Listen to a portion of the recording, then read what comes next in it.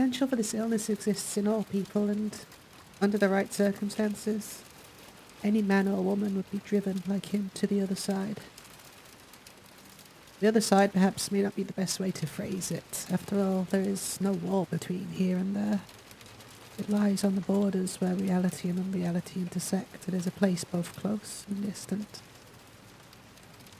Some say it isn't even an illness.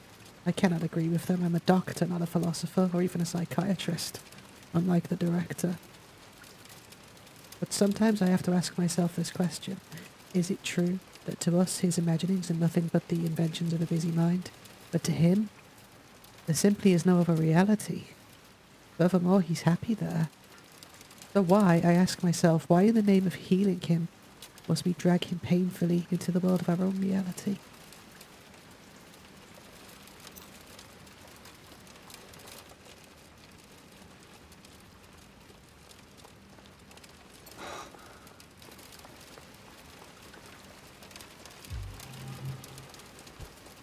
Welcome back to Silent Hill 2. You may notice we're still in the other world right now. We have not escaped back.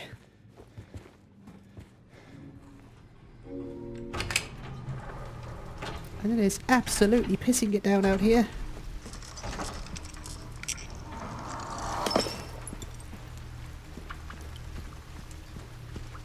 Since we got a lot to do, I'm thinking, why don't we equip the chainsaw for some fun? Because we got a lot of monsters to kill.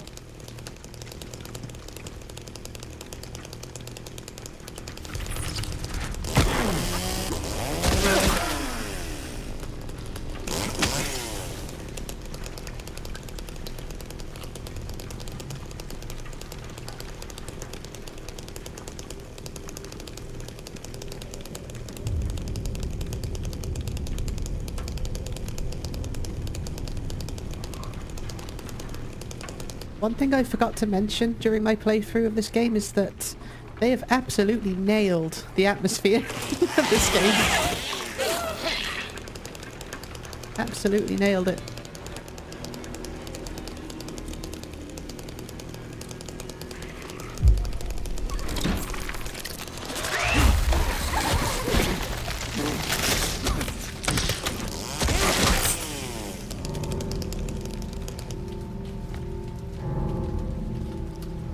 Just ever so slightly nailed it.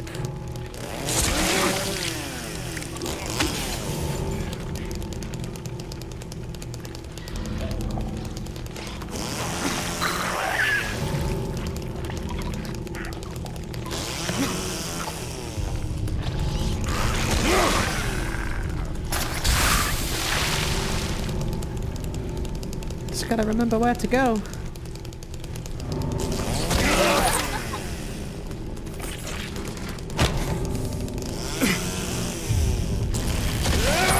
Somehow taking more damage. Oops, that's the syringe. I'm somehow taking more damage from having the chainsaw out than before.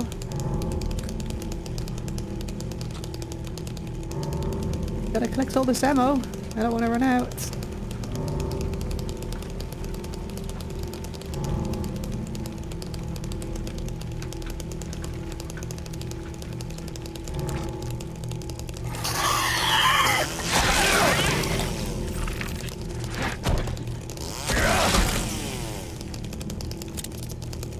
Get down from there.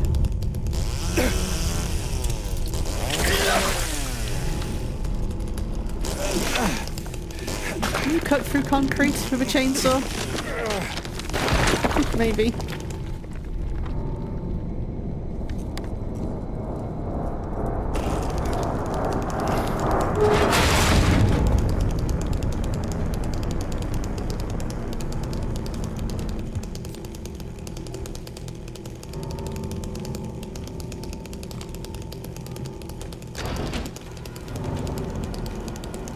Stop! It's dangerous!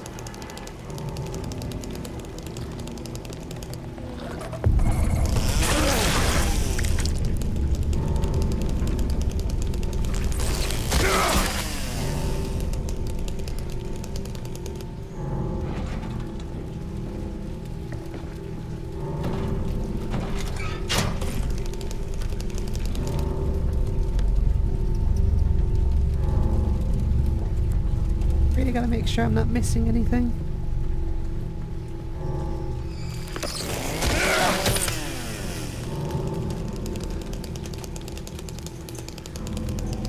I don't think that I am.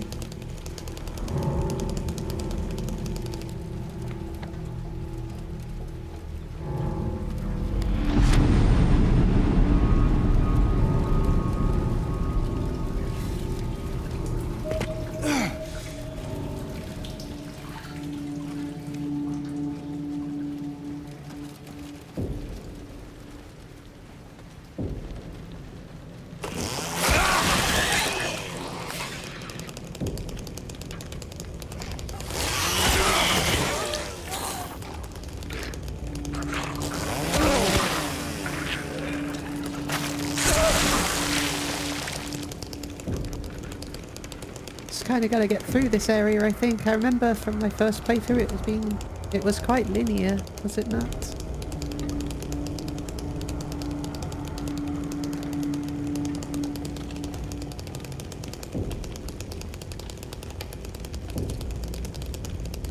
Is it through here? I guess it is.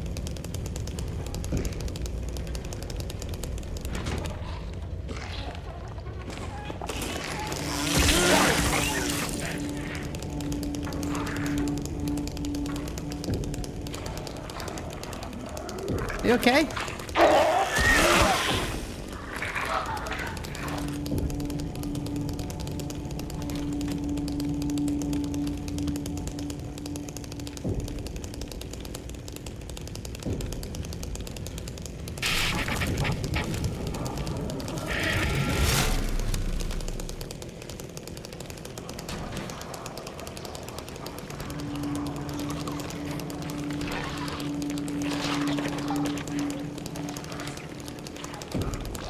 Keep going.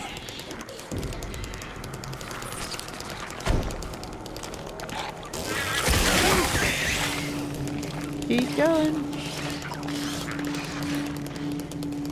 On the other side of the chasm.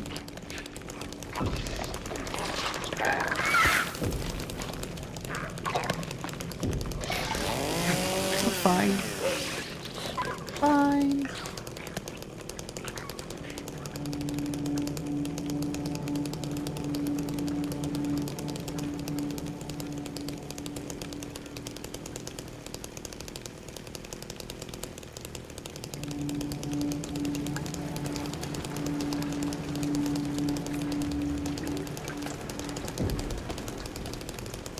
This way? Sure, why not?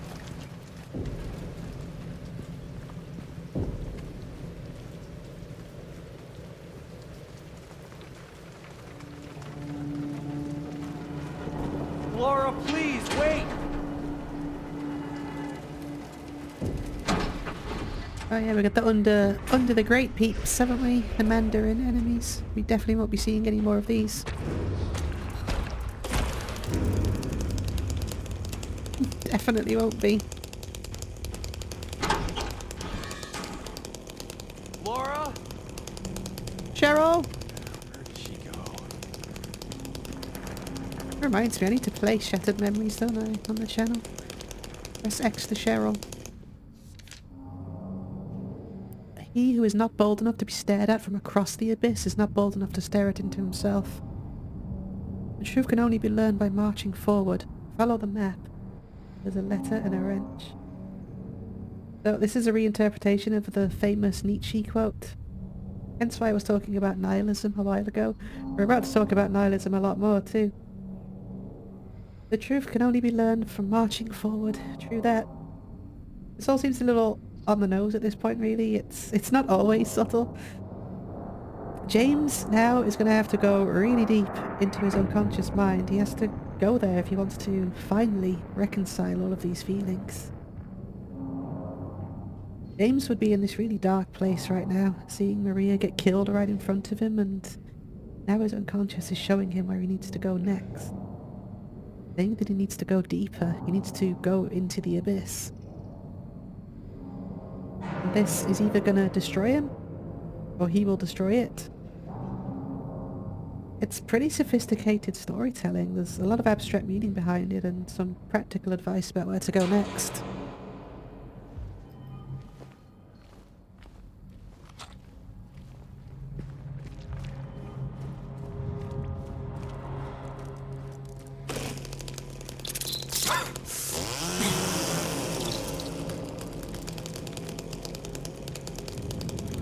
Do you mind? Such overkill, James.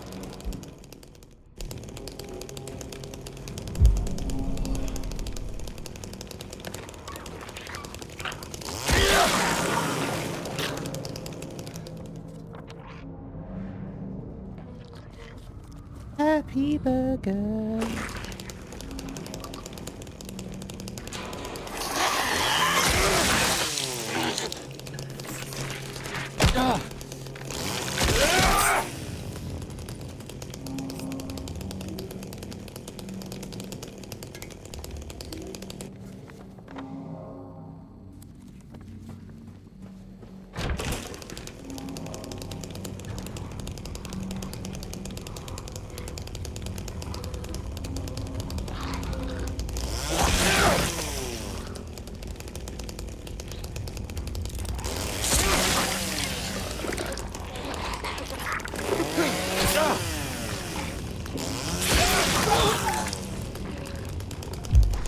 Not being very careful, am I? But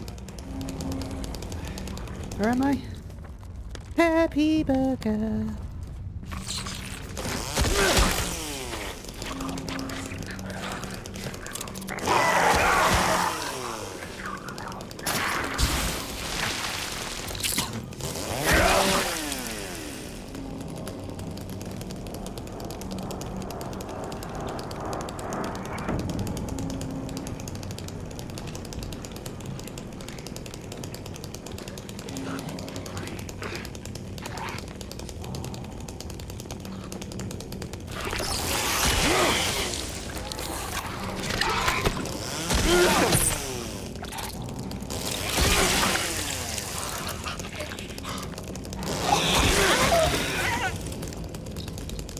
Where's the other bug at? That doesn't matter. Happy burger. Leave. Actually, Neely's bar I want to head to.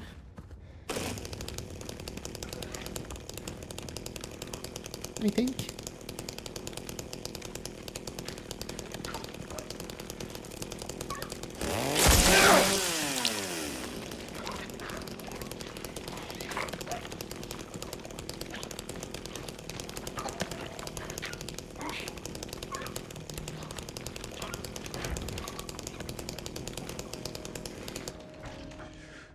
A hole here. Gun room. You're okay, James. You're okay. It's fine. You'll be okay.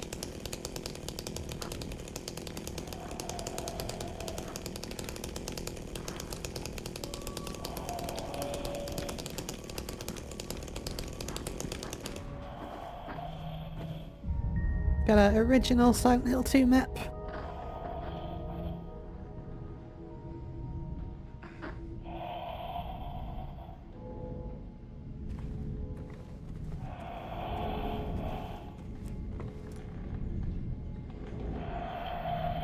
If you really want to see Mary, you should just die. But you might be heading to a different place than Mary, James.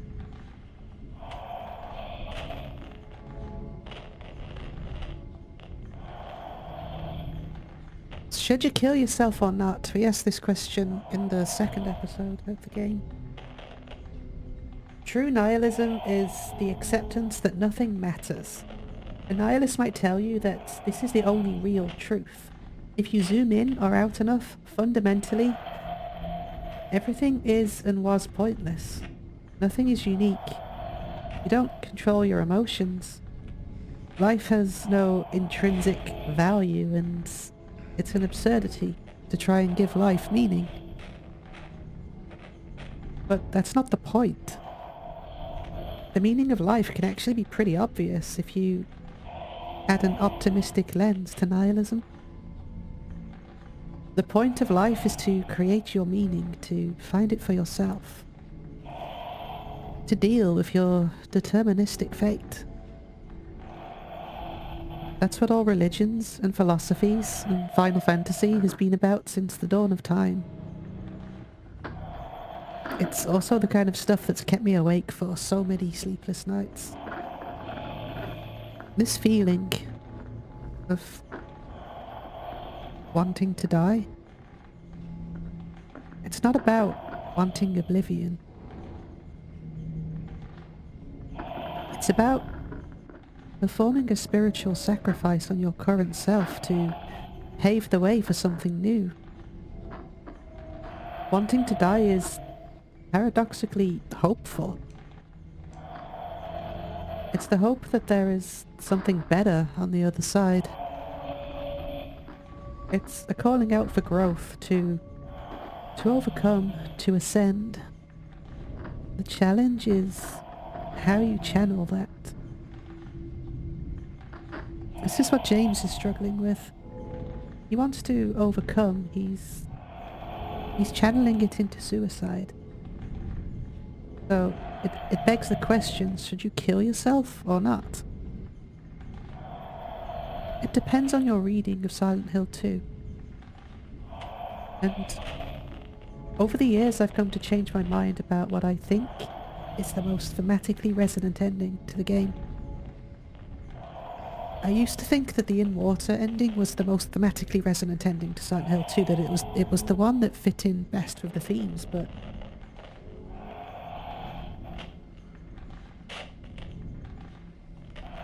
now I'm not so sure. I've come to change my mind about that because I don't think the overall message of Silent Hill 2 is that you should kill yourself. That's not a threshold that you need to cross. I think that's just a symptom of where I was emotionally and mentally when I first discovered the original game. I think that this true change that you're seeking, this higher self, it's possible to find. You just need to look really deep inside yourself and seek inner liberation. In the case of Silent Hill 2 through spiritual alchemy, but realistically, if you're somehow watching this and on your own journey of ideation, just keep looking in there for your meaning. And ask other people to help.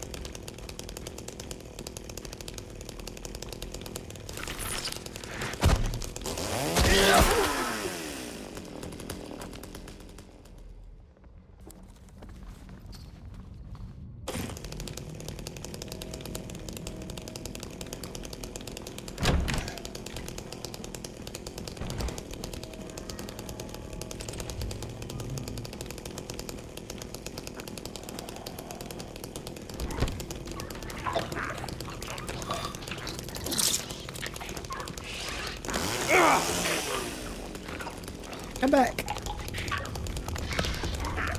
I'm fine. Whatever.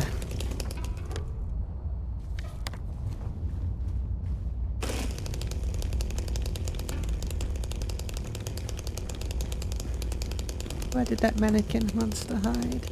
There you are. Not much of a hiding spot, I must say.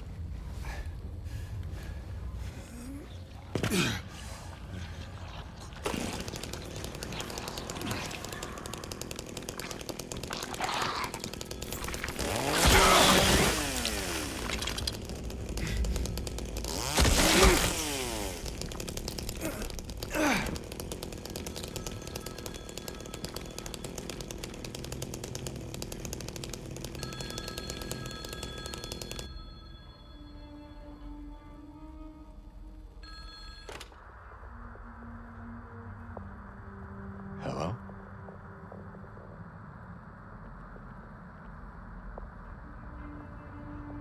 Anyone there?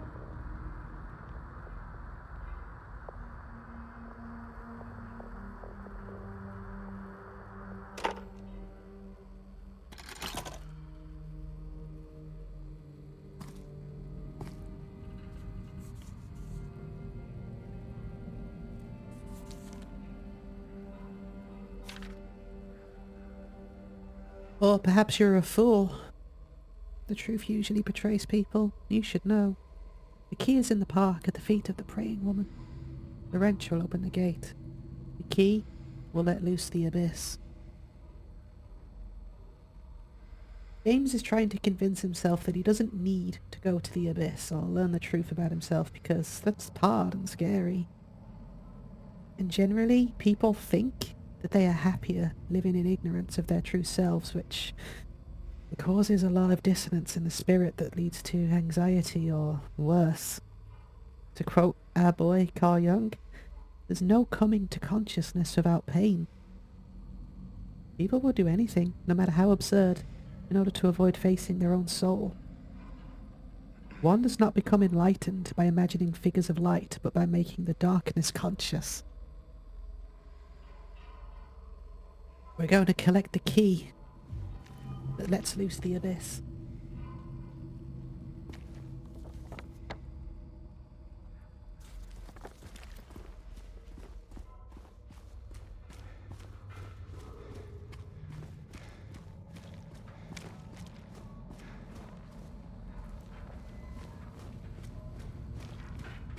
Also, you may have noticed we're not in the other world anymore.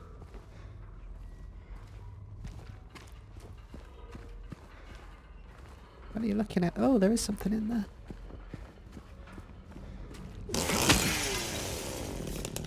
They're here. Number 10. Yeah, you may have just noticed. It's really subtle. It's a really subtle change, but we're not in the other world anymore. It is really cool how abrupt the shifts are.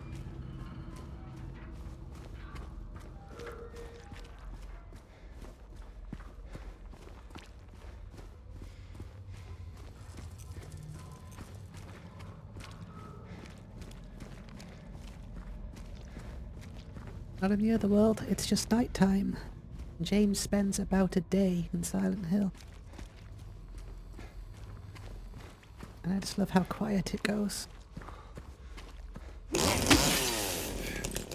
The door that wakes in darkness, opening into nightmare.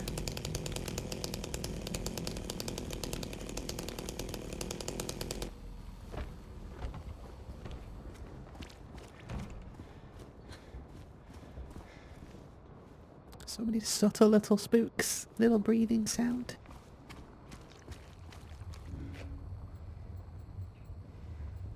Oh, did I not pick up the wrench? God damn it. I didn't pick it up. I picked up the letter. I don't think I picked up the wrench. My speed run is over. No. That's fine. I have to stay in this ambience, this excellent ambience, for just a little bit longer.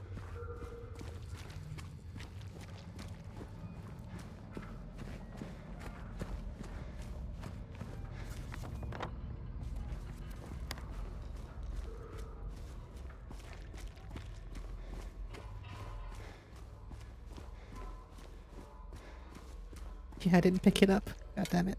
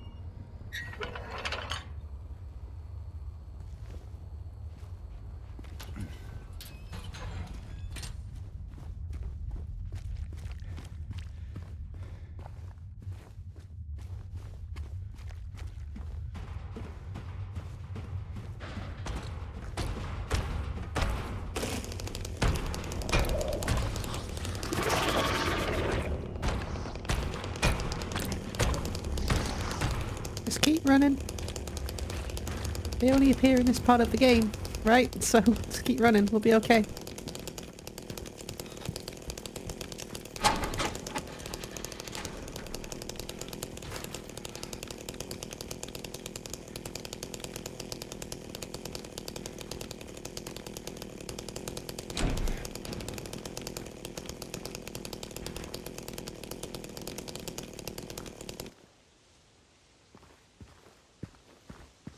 Here we are, back in Rosewater Park.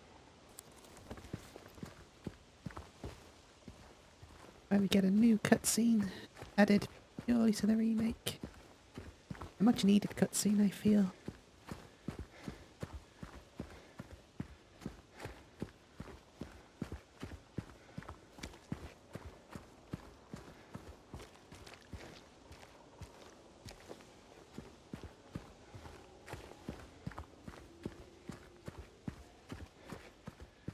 I can figure out where I'm supposed to be going.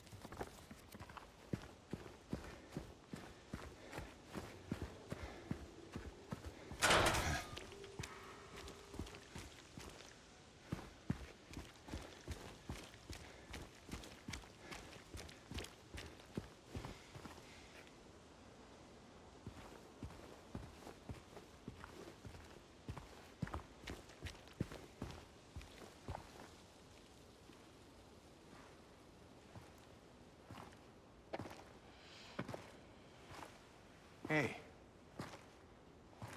Are you feeling better? This place is different from what I remember. I guess things never really stay the same, do they?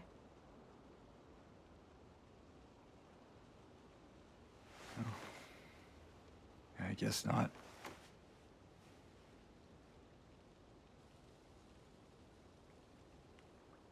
I don't think she's here anymore, James. Who?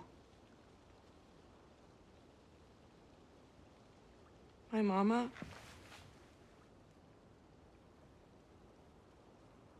She doesn't want to see me anymore. Why would you think that?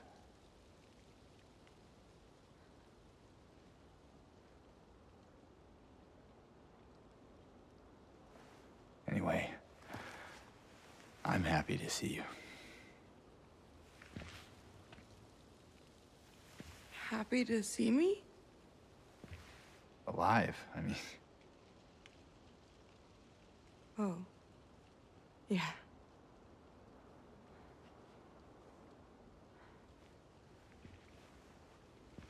I better get going. You still don't want me to go with you? If we stick together, we might just make it out of here. Out of where? This town. Silent Hill.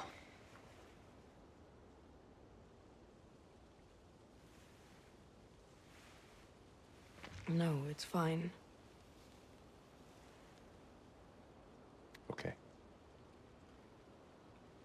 Oh, you didn't happen to see a little girl around here, did you? A little girl? Yeah, Angela? Are you all right? Angela? No. Please. You shouldn't be here. Angela, it's okay. No, don't touch me!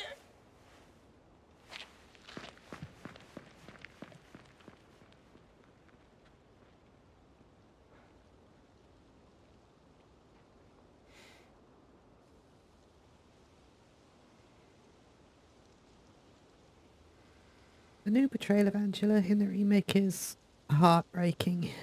Absolutely heartbreaking.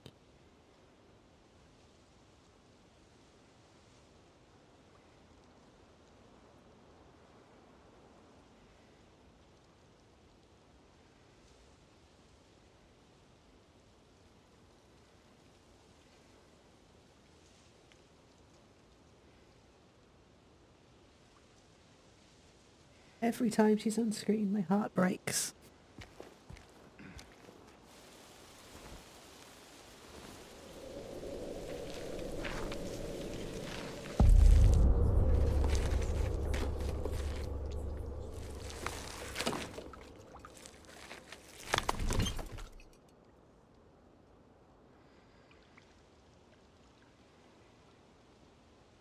My patient buried it here. I knew, but did nothing.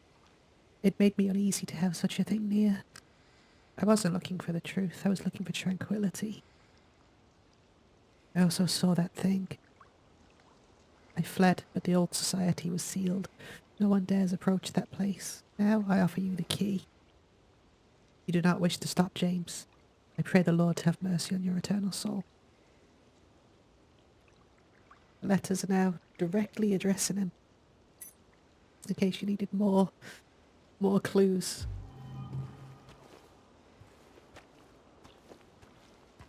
This is a statue of Jennifer Carroll, I believe. But in the remake you don't get to inspect it. She was a victim of persecution. She lived with pride and honour. What happened here shall never be forgotten, is what that says. Jennifer Carroll was one of the founding members of the cult. The story dates back to the 17th century. You learn a lot more about this in Silent Hill 3, but she was accused of witchcraft and burned at the stake, which martyred her. Given the world that we're in, it's probably likely that she did have powers similar to Alessa. What I found really interesting is that the majority of the significant figures within the cult are all women. You notice that? It's a theme that carries into Silent Hill 3 as well, this whole idea of femininity. Silent Hill is heavily infused with Shakti energy. Shakti energy being the divine feminine, or yin, or dark energy, the moon, silver, however you want to cut it. Believed to be manifested in the form of the human female. Again, I really need to stress that man and woman aren't the point here. Masculine and feminine energy, they're not gender exclusive, but women are simply the manifestation of energy. The term Shakti refers to multiple ideas. Its general definition is energy that's responsible for creation, maintenance and destruction of the universe. It's identified as female energy because Shakti is responsible for creation, like how mothers are responsible for birth. As I said before, rosewater is used in burial ceremonies in many cultures, so it's interesting that we dig up a key beneath a statue of a martyr burned at the stake. One thing that is missing from the remake is when you inspect the key in the original, it also tells you that it's made out of bronze. Which is kind of important because bronze is an alloy made up of copper and tin. Copper's represented by the planet Venus, a feminine planet that promotes love, sensuality and friendship, and tin is representative of the planet Jupiter, which is a masculine planet which embodies wisdom, logic and maturity. So the idea of bronze as an alloy is that both feminine and masculine are unified within it. That's what this key is made out of, which is going to unlock the door to the abyss.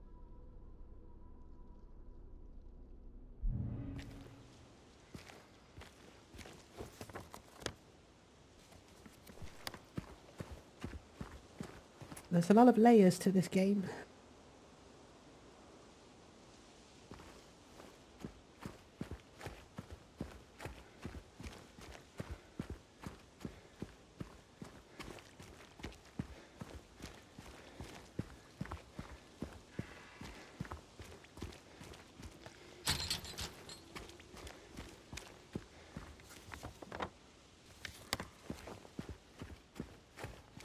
It's where I wander around lost for a while.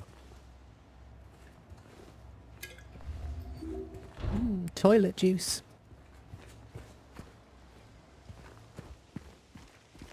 I always get lost in Rosewater Park.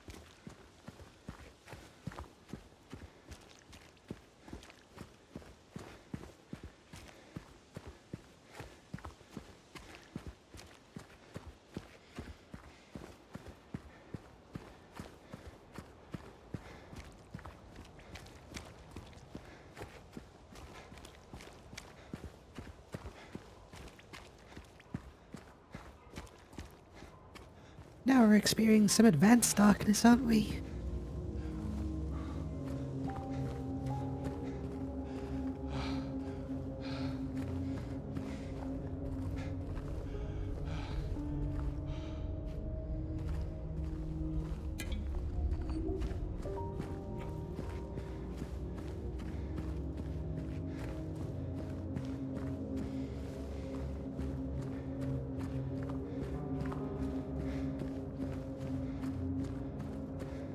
Remember earlier when James said he didn't really want to be in this room?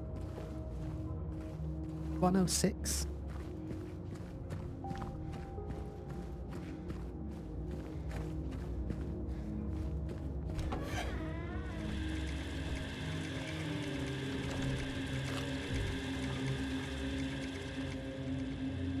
Here we see the halo of the sun. It appears in a lot of the Silent Hill games. It's representative of the cult. It's also the save point. I think it's representative of Rebirth. It's also the save point in Silent Hill 3. It means a lot of things when you really dig into the symbolism of it, but a lot of it isn't as relevant to Silent Hill 2. Like, some of it is, but without going really into detail. Like, we don't need to go really into detail with it. Maybe one day I'll replay Silent Hill 3 and we can talk about it there. Now let's head over to the Historical Society.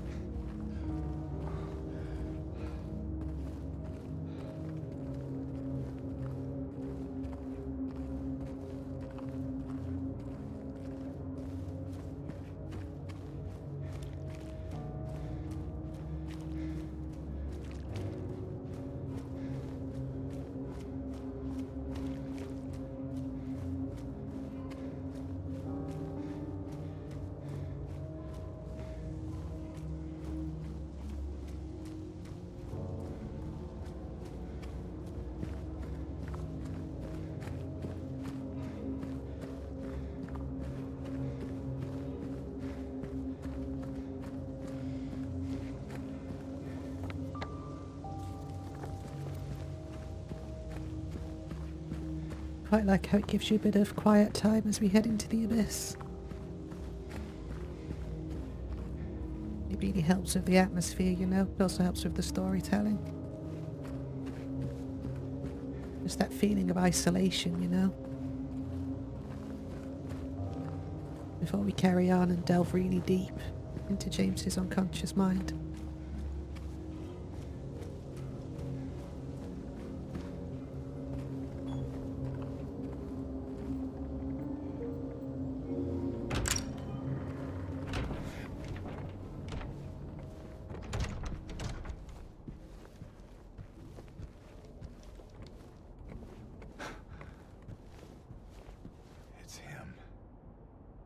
Misty day, remains of the judgment. Here he is, it's the lad. The red pyramid thing, colloquially referred to as Pyramid Head. The poor, misunderstood triangular boy that somehow found himself becoming a mascot for the whole rest of the franchise back in the day. To the point where the original creator of this creature, Masahiro Ito, has openly stated that he would not work on another Silent Hill game unless Pyramid Head is either killed off or isn't present at all. Considering the game we're playing right now, I don't know how well that statement aged, but I guess he technically does. He even went so far before as to say that he wished that he never created him in the first place, which is sad because he's left such an impact. But what actually is this monster? Well, Derwentwater, Toluca Lake, is a name that roughly translates to place of God. There's a supernatural power that surrounds Toluca Lake. This power manifests into reality what's in the unconscious mind. In the very, very early history of the town, Native Americans used this power to communicate with nature and their dead relatives. And then history progressed. Europeans came in and did what Europeans always do. They did a bit of a genocide and took the land, and eventually a cult formed around what is now known as Silent Hill, a town built around Toluca Lake. At some point, this cult begins performing ritualistic executions. The executioners wore red hoods. I could speculate that when James and Mary visited Silent Hill, James saw images of these executioners, possibly when visiting this historical society. It's not very important when and where, but it is heavily hinted at that Pyramid Head takes on the form of one of these executioners, as its form is being pulled straight from James's unconscious mind. But what is Pyramid Head? Well, one of the readings is that Pyramid Head is a representation of James's desire for punishment. Again and again he's been attacked by this monster. He's had to witness his wife's doppelganger be brutally murdered in front of him.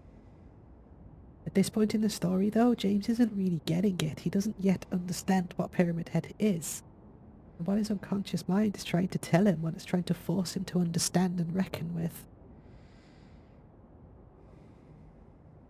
So if this is being pulled out of the unconscious mind, you could suggest that Pyramid Head is representative of James's shadow self. It's his id, being manifested into reality. The id is the part of the unconscious perspective that drives us to fulfill our desires and needs as quickly as possible. This is called the pleasure principle.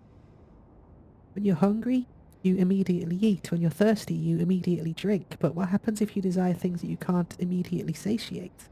What happens if the thing you desire is dangerous or completely unobtainable? The result is tension or anxiety, and the primary process kicks in.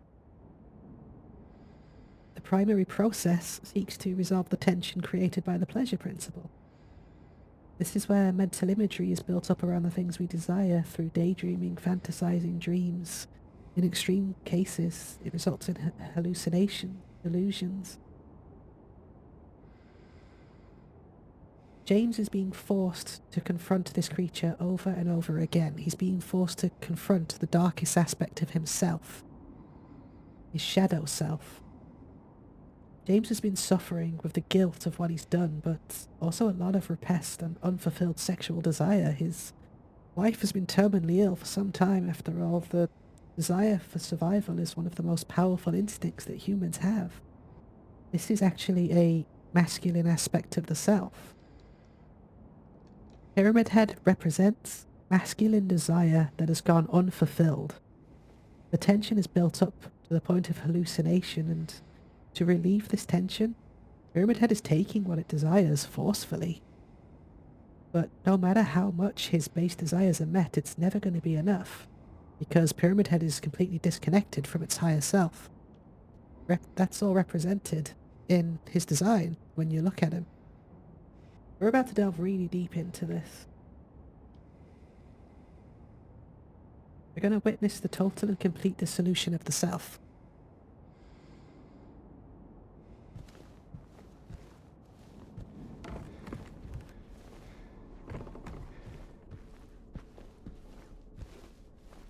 The Lady of the Light. The unveiling of one of two statues commemorating the local folk tale.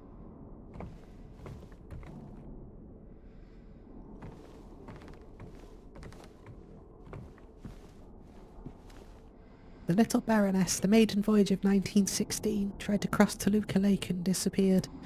They should definitely make a game about that. It's right there, guys. Make a game about it that's not Silent Hill Arcade.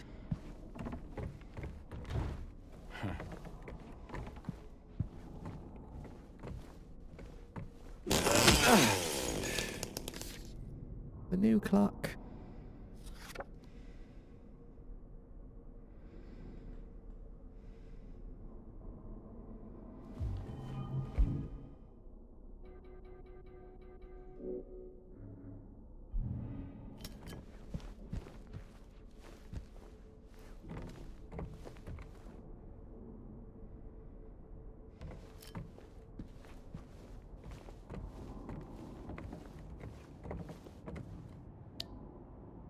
The obsidian goblet. This is something we need for the rebirth ending.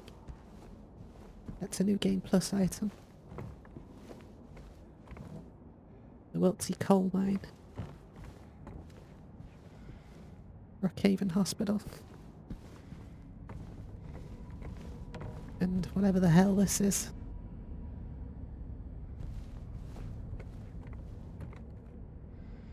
An odd-looking photo of a place we're going to go to very soon.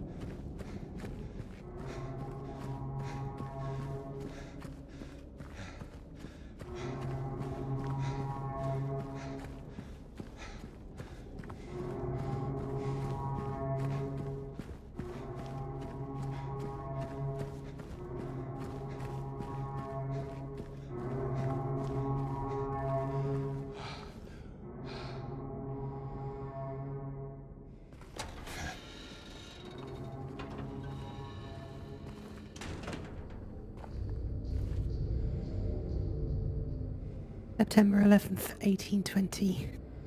Prison number C221. 1820. Something's telling me that this is not a real place. Or at least we're not this place isn't physically still here underneath the Historical Society. James's perception of reality has just completely fallen apart at this point as he begins his dissolution of his self.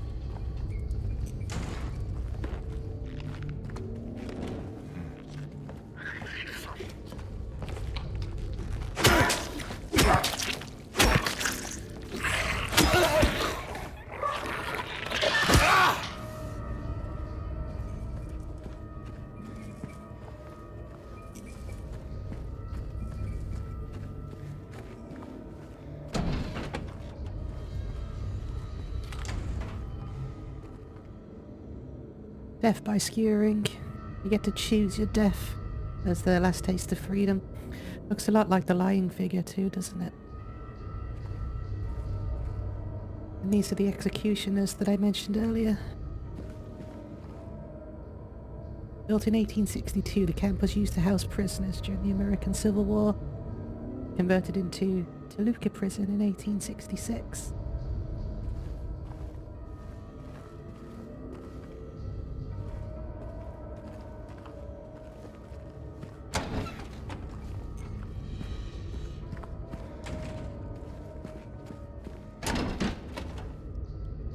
We saw this picture earlier, didn't we, of this room? We're going to start delving deep into James's unconscious mind now. Holes, of course, symbolic of that.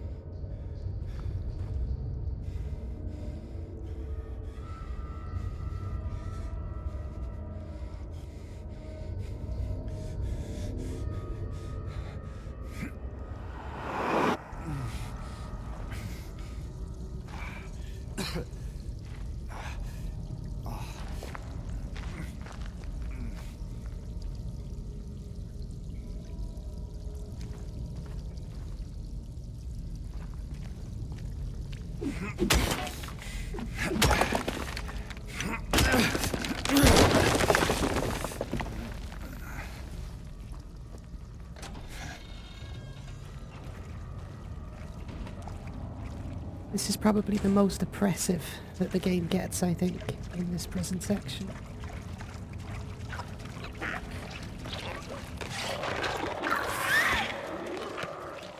It's really hammering home that idea of the abyss.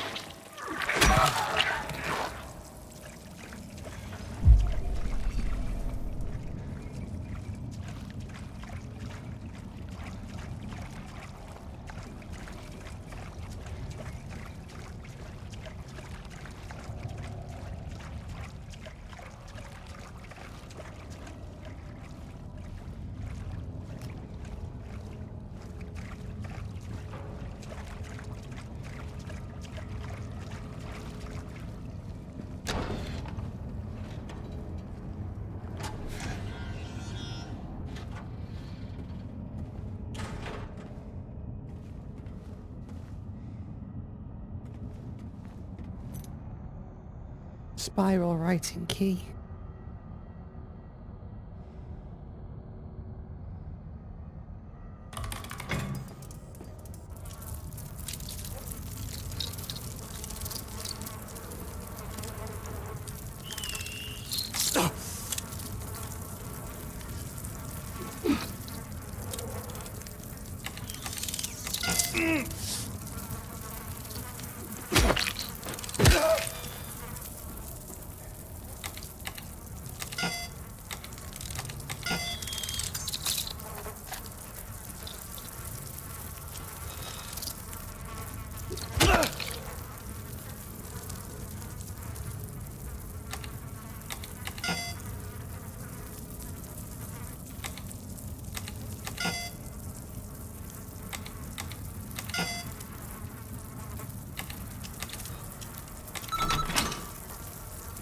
Alright, we got it. We get there in the end.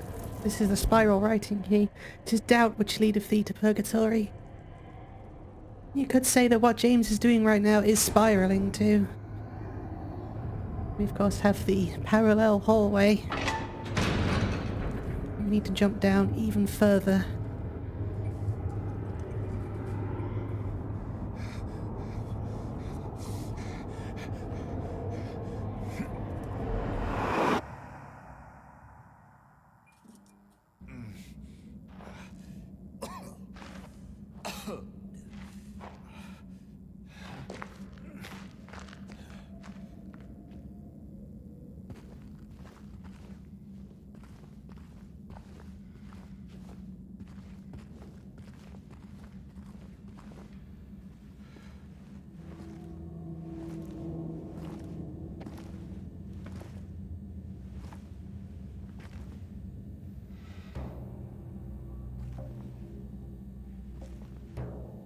Ain't no big deal. Just put the gun to their head and... Eddie? Oh, hi, James. What happened here? Who was that? I don't know. It just came at me. Okay. So he attacked you, and you shot him. Yeah. Yeah, that's right. He made me do it. Okay, calm down, Eddie. Any idea why he would do that? I don't know. He came out of nowhere. Tried sneaking up on me in the dark. I heard footsteps, so I turned back and he was right there. And you could tell that he wanted to hurt you. Well, yeah, I mean, the way he looked at me, I just had to do it. He looked at you? I thought you said he came at you. Yeah, I mean, I could see it in his eyes. His eyes? He kept looking at me, making fun of me. And I told him not to, but he didn't listen. Eddie, you can't just kill someone because of the way they looked at you.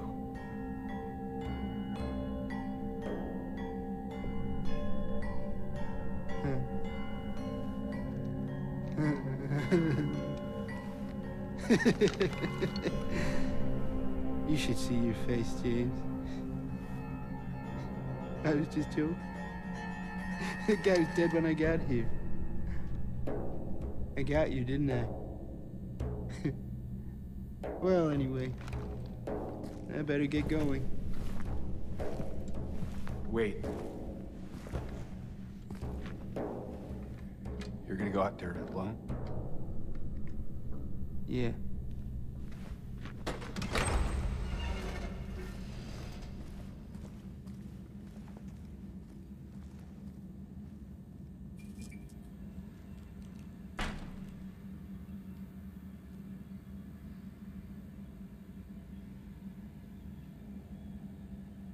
We'll talk more about Eddie later, but I think it's safe to say that he's completely lost his mind at this point.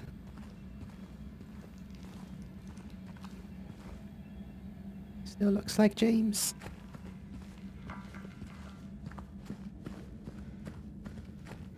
I believe somewhere in here we have the tablet of the gluttonous pig.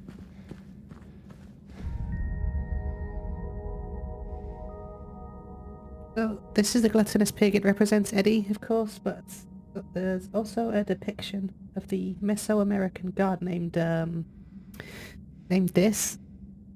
He's a menacing aspect of Venus, the feminine planet, known to the Aztecs as the morning star, which was really significant to them because they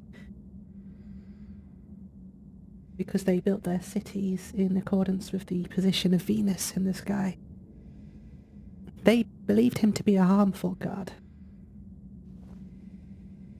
So why is this feminine planet being depicted as a menacing, harmful figure? When later on in human history, Venus is linked to things like Aphrodite, the goddess of love and pleasure. What caused this radical shift in perception? I mean, I don't know. I'm a psychologist, not a historian. I just think it's wild that so many different cultures over thousands of years all came up with similar concepts over time, and it's still happening today in your video games. Is there anything else in here that I need?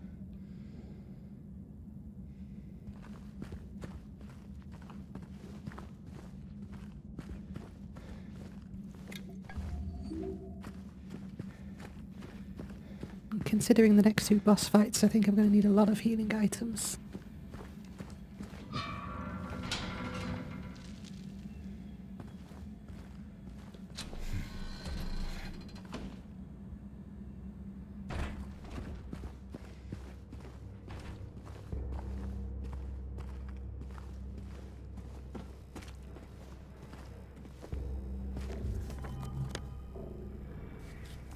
Here we are, back in the prison.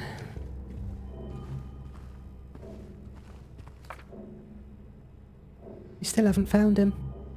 Since he had the cabinet key, we should assume one of the prisoners got his hands on it. Get the spare from the visitor's checkpoint and secure the rifle before it falls into the wrong hands.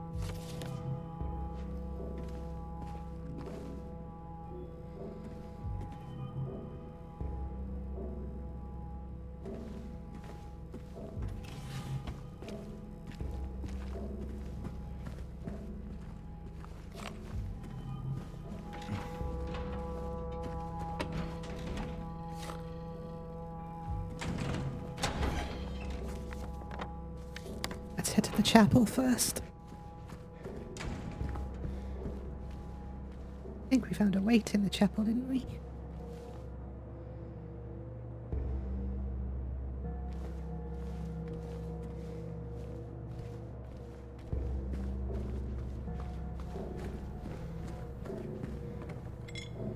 The heaviest weight.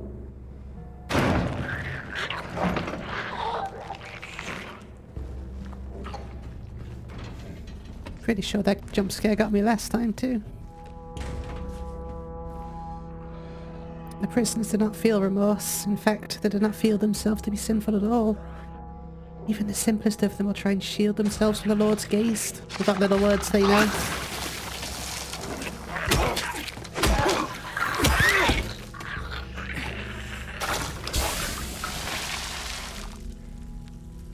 And so they dream blissfully, the sinners that they are. But no matter how foul and loathsome one's existence may be, human nature abides.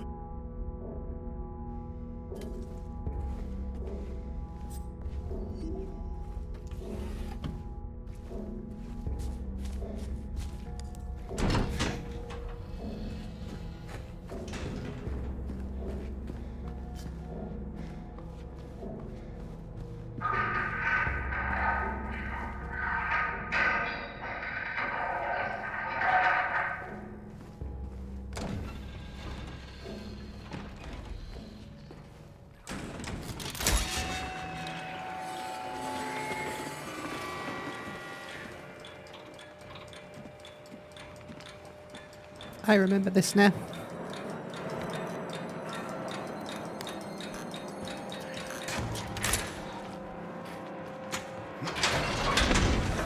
The horrible, awful spider mannequins that I hate.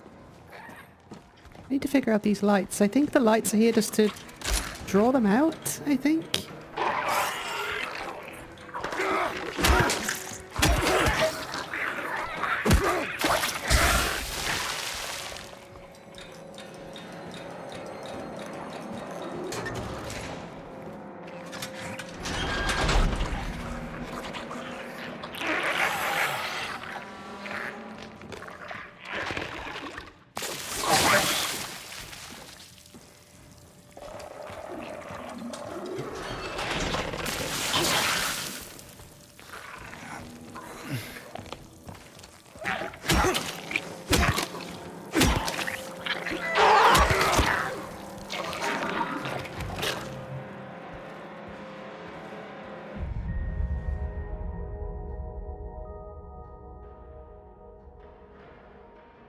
This is the tablet of the oppressor.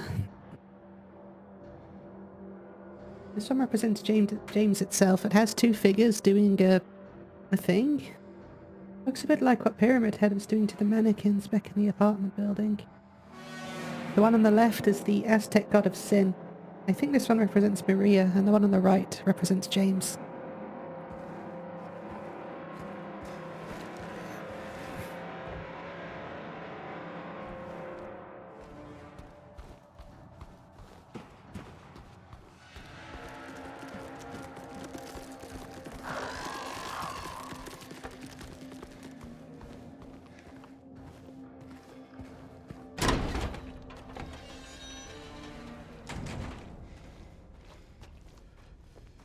This puzzle's changed quite a bit from the original.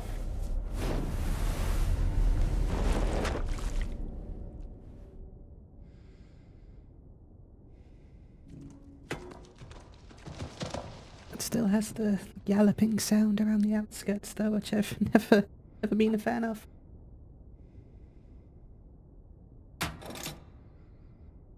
Start with the serpent door.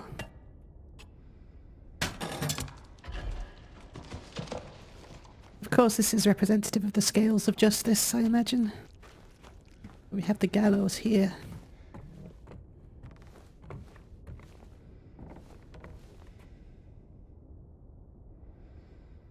We can talk about it in a little bit. This room is the worst, I hate it. So 2 executioners are depicted here around a hanged man.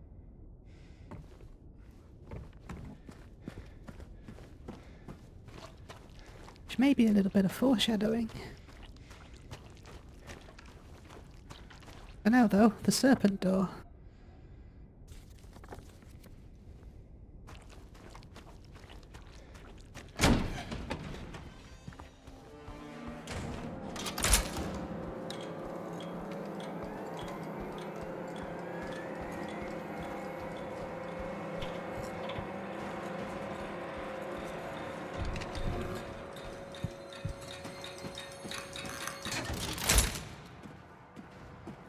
Where are all the enemies at? Where's the serpent door at? Is it the basement? I forget. I've only played this once before. Just keep running. Don't worry about it. Don't worry about it. Here's the serpent door.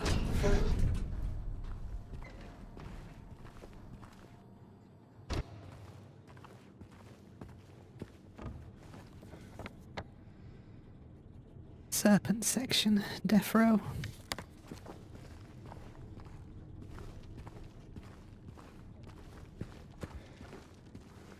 Gonna be difficult without a handgun for these.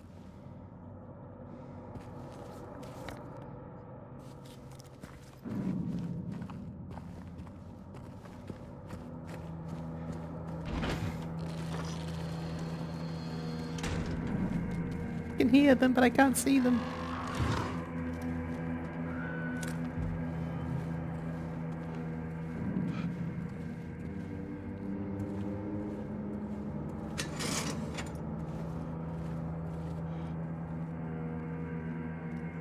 That's just telling us to overload the power.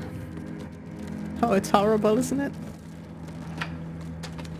The prison's the worst.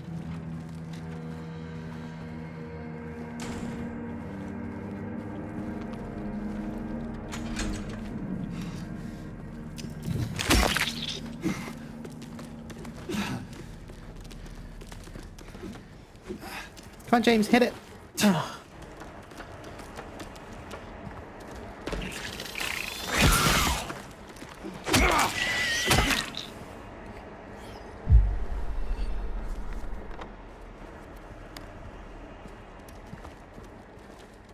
It's the worst. I hate it.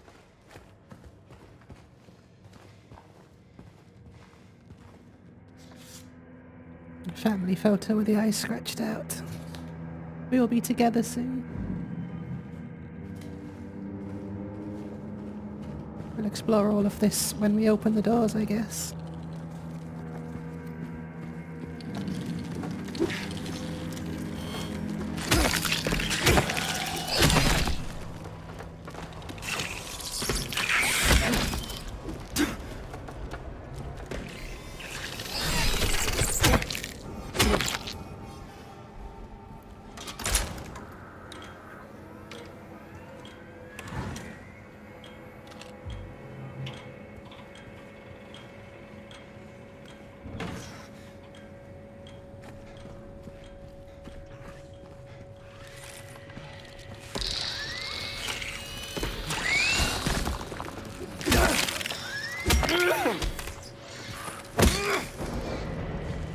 See if you can draw them out.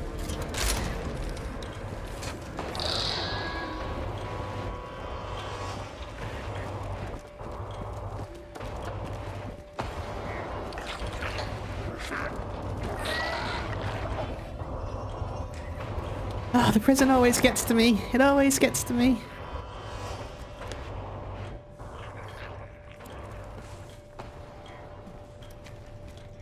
Right, we're in the witness room. I think this is where we need to be.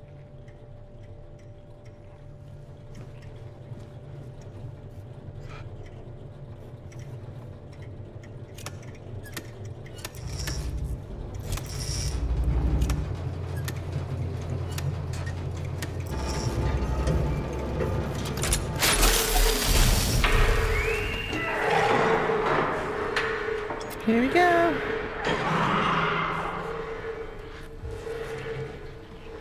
All of the angry boys, let's go.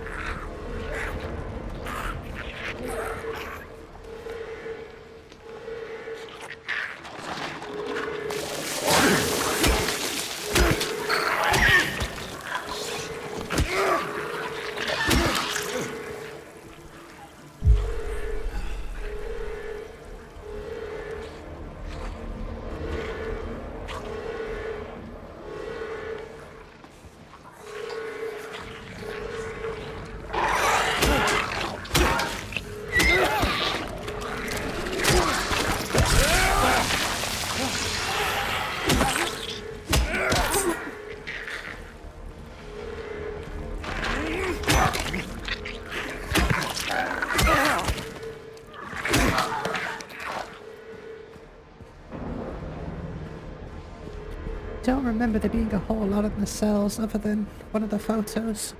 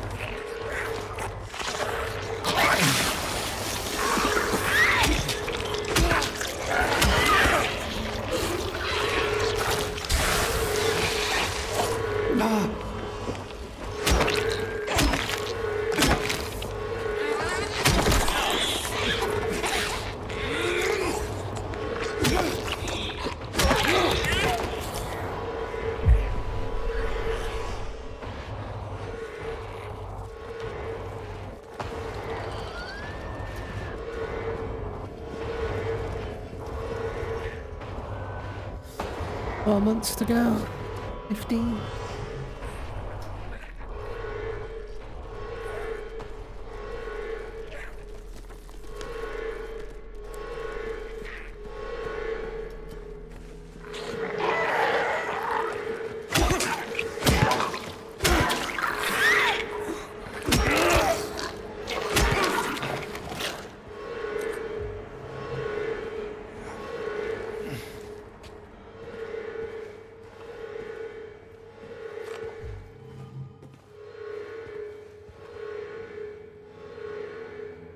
During last night's execution, the prisoner assumed to have been disabled. He stood up and approached the chair without any assistance. From now on, take utmost care when reviewing the prisoner's medical history. Guards need to be made aware of how capable the prisoners are in order to avoid any incidents.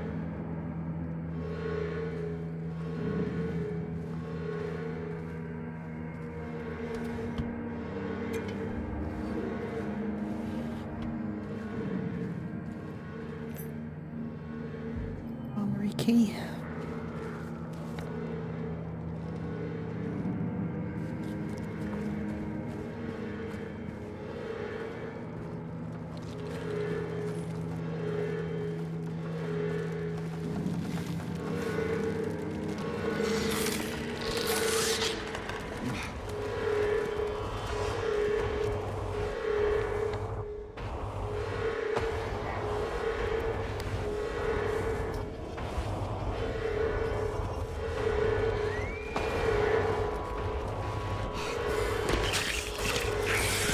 Head for here a sec. I need to get my bearings again. Can we leave this way? Good, we can, okay.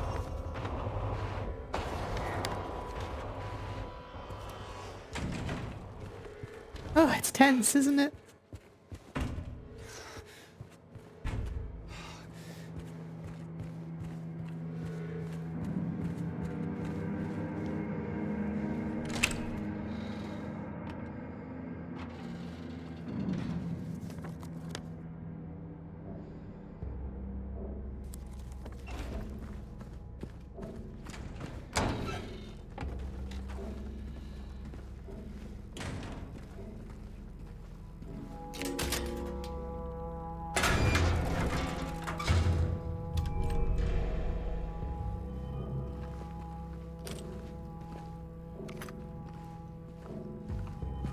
Let's open the next door.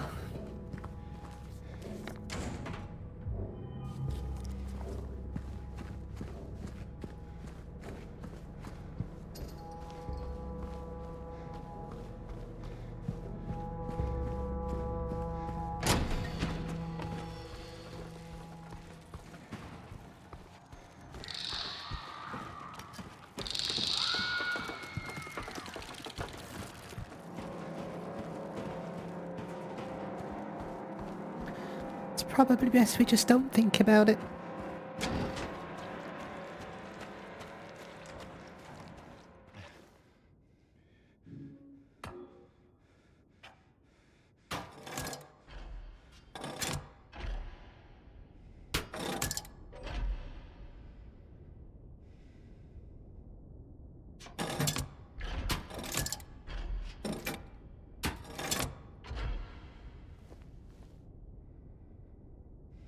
Okay, now we go through the ox door. Which is this one over here, right?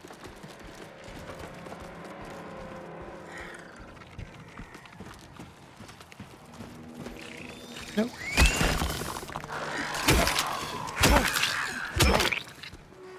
Ah, that's one dead at least. This one's the ox door.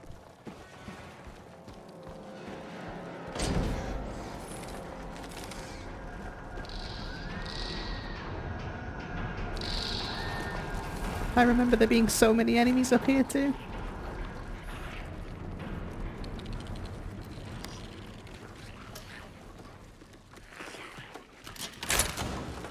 So many.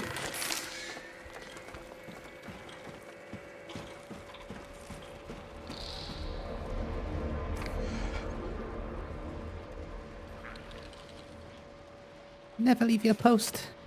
Catch me if you can. On my first playthrough I managed to draw them all out like this, so hopefully I can do that again.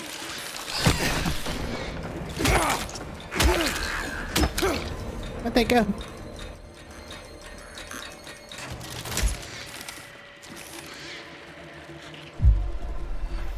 No? I managed to draw them all out before, that's just kind of what I want to do.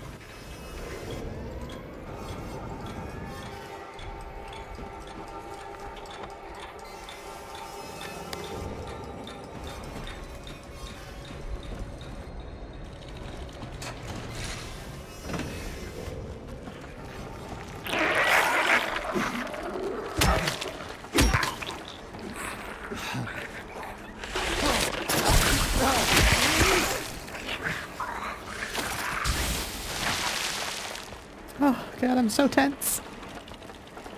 I hate this part of the game. I love it, but I hate it.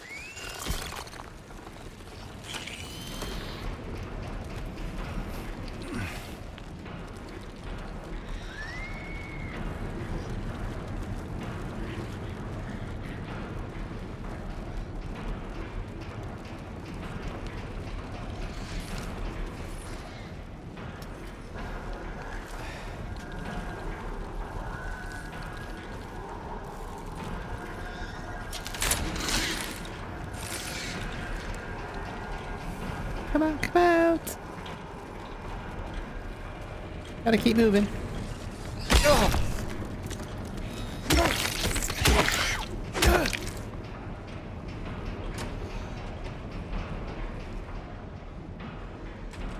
Read that in a second.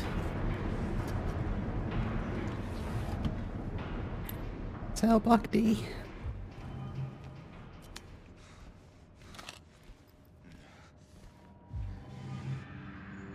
Disruption reported, yelling about haunting him. Claims bars can't hold him. Administered sedative. No traces found of the prisoner leaving his cell unsupervised.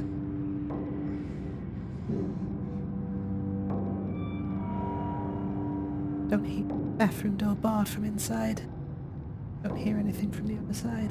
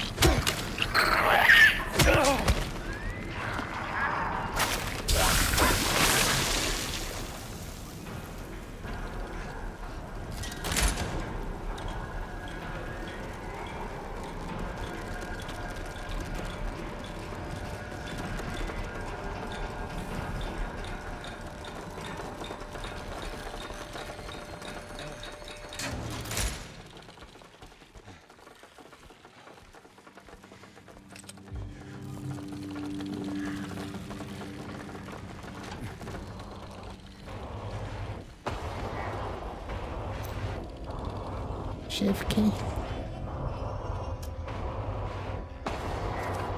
Shame you didn't find it. Shouldn't you know this place better than I do? Now it's too late. I'm going for a walk. Clever boy. Here's your reward. We could both use a bath.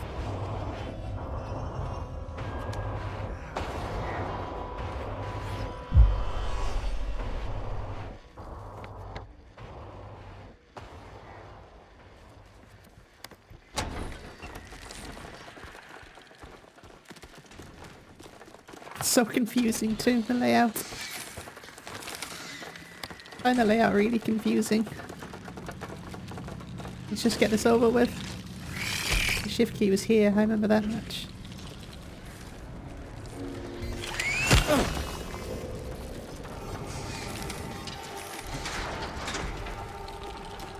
Let's go.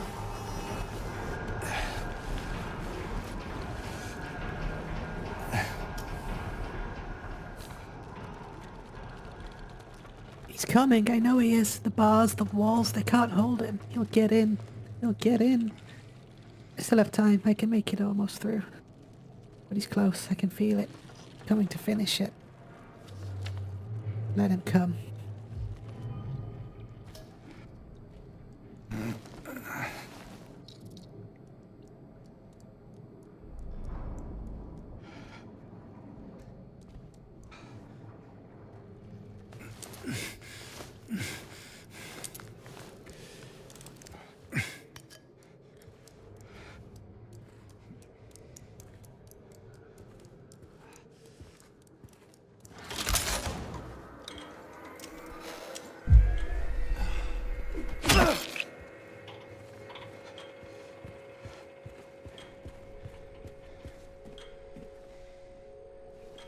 They won't save you.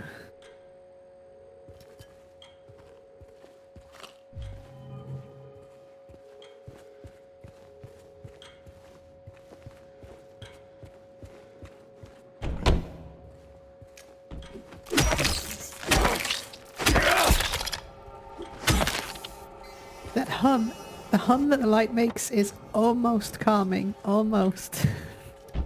Only almost, though.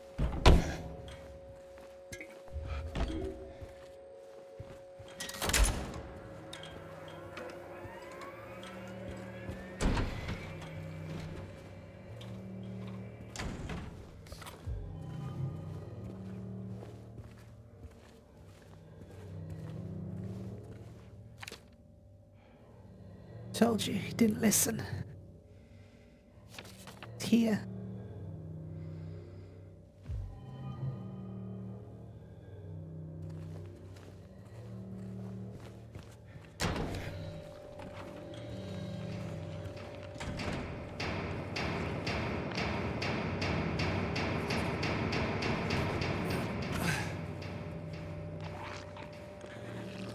Of course, all these enemies come back to life.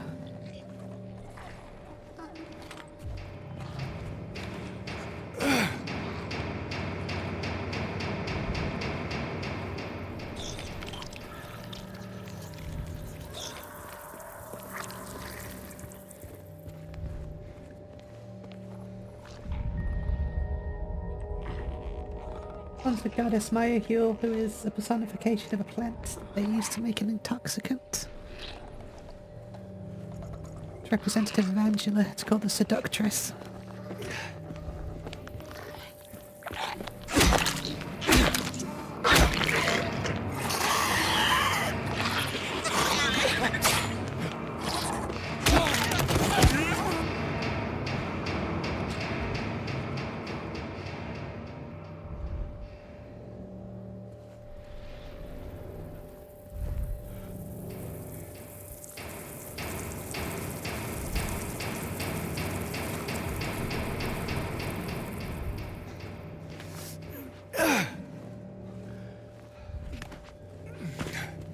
That's everything in this room.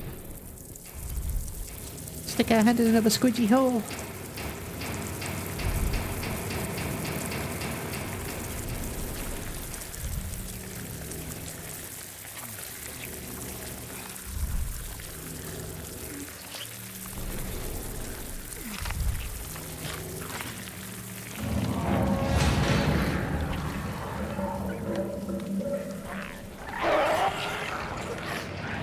Just run. Just run. It's fine.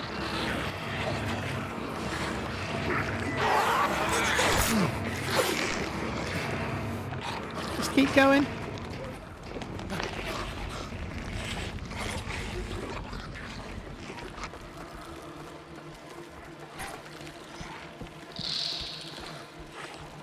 Find the stairs leading down.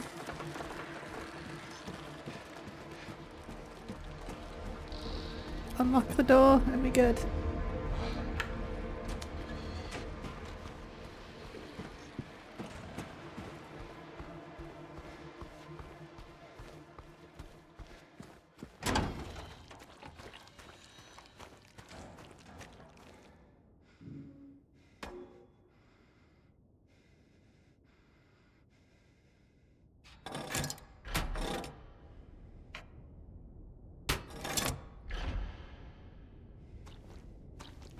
Right, we're getting somewhere. We're getting through this quite reasonably quick, I guess. Not quite speedrun quick, but reasonably.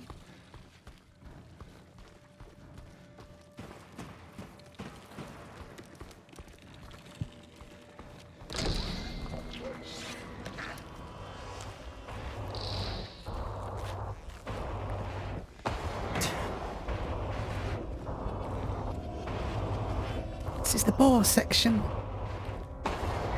Administrative section there. This place looks a little bit closer to how the prison looked in the original game.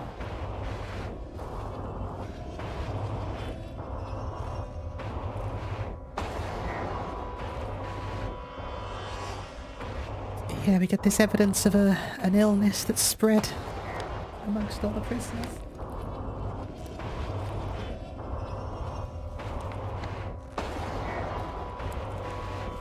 Let's go this way first.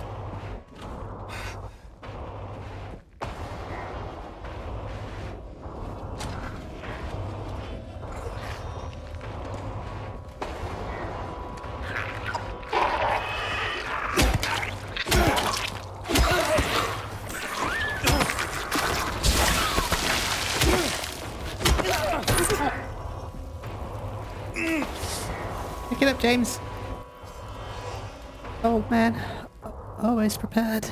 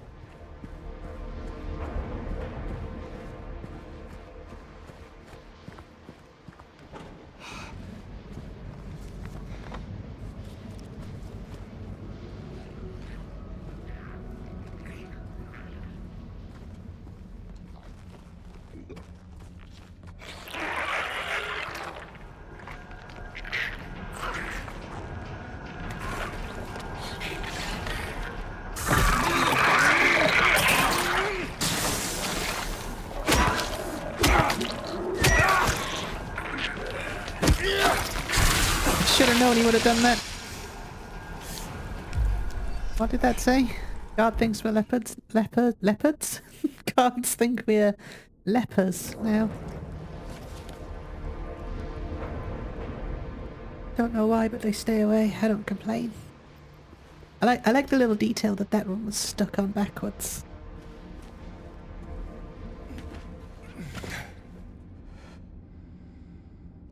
Is that the prisoner's letter? Was okay. I really make sure I'm getting all of these. I've got this horrible feeling I've missed one, but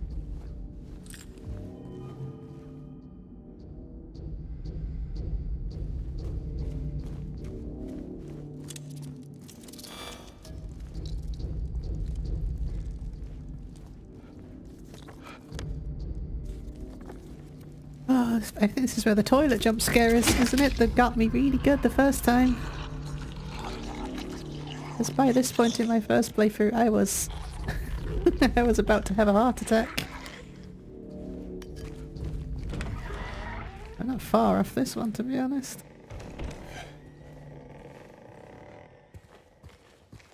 Just goes immediately silent. I hate it. What's going on in there?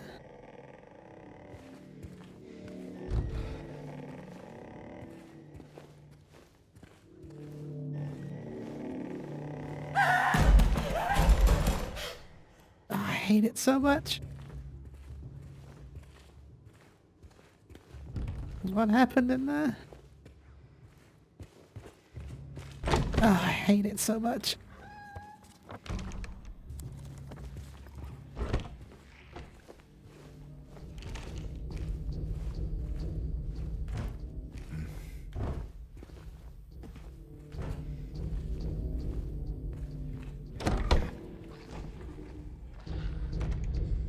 Got the prison warden. Reap what you sow. That's what James is doing right now, I think.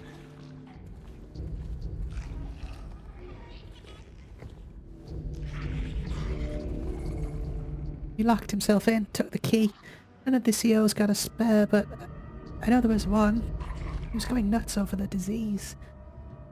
See if the head nurse doesn't have it. Thinks he's safe up there. He'll get what's coming.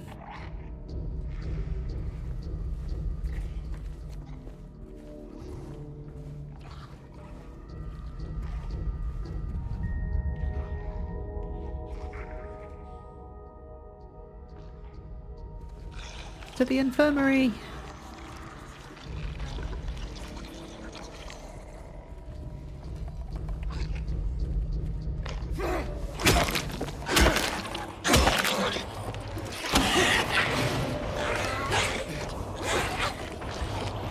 Let's just back up a bit.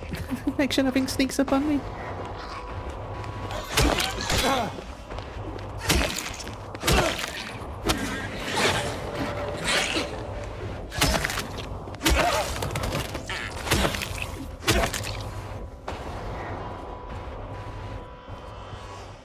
You. That's who I was worried about. I could hear you.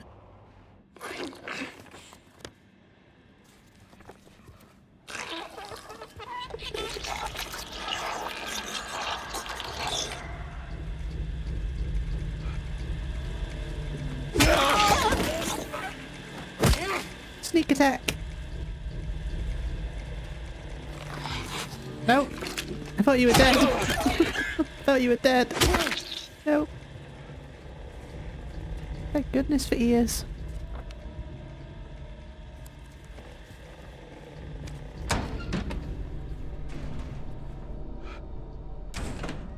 The report's conclusions are incorrect. The prisoners are sick. Examinations are to be repeated until their condition is properly diagnosed. Use more invasive methods if necessary. It's just horrible, isn't it, to think what was going on in this place?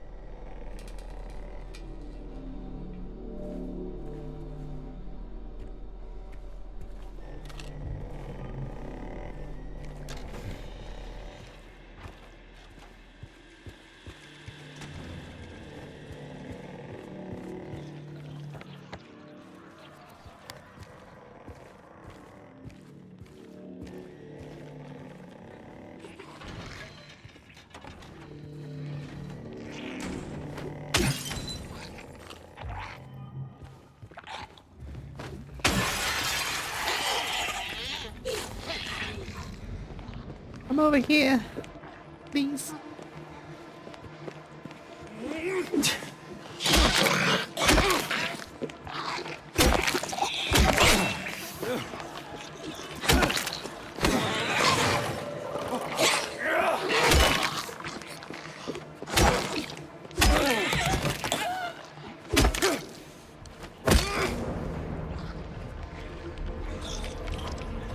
Any creepy mannequins in here? They're the worst ones.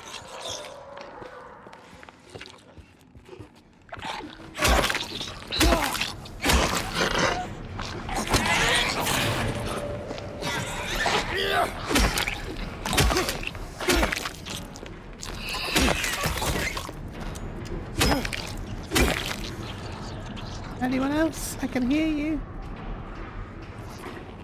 It's smashy. Oh wait, maybe we can...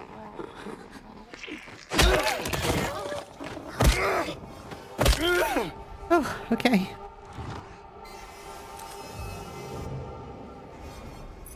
That's got us the upper floor key. I get to go all the way back again. The unfinished report. Repeat examination report conclusions. None of the examined show any clinical sign or symptom of a life-threatening illness, contagious or otherwise. The recommended endurance tests are also performed. Has also been submitted directly to the warden as per his specifications. We find out a little bit later on, don't we, that one of the prisoners was performing a ritual. Maybe it was that. Maybe that's what's happened.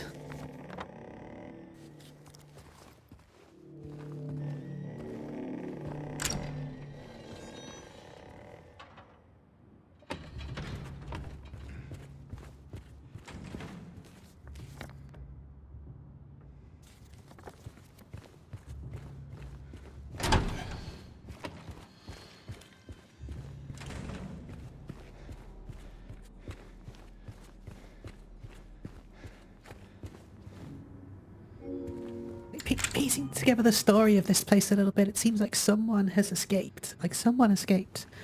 One of the prisoners was very worried about this other prisoner, and then it seems like he escaped. Formed some kind of ritual that's made everyone really sick.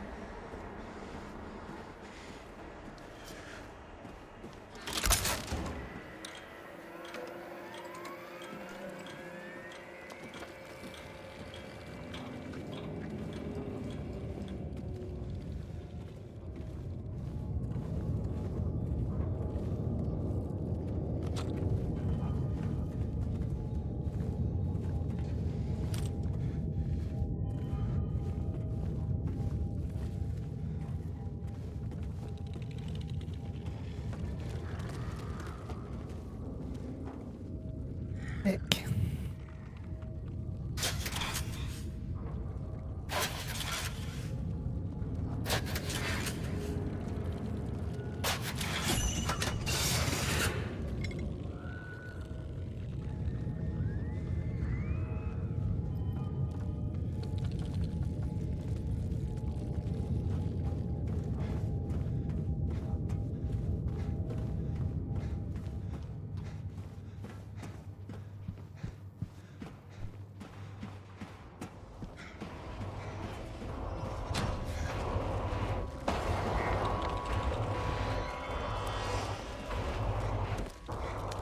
Of course it brings you back here.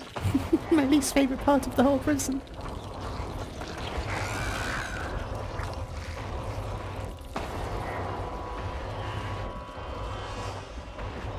The way the levels loop back around on themselves is so impressive though.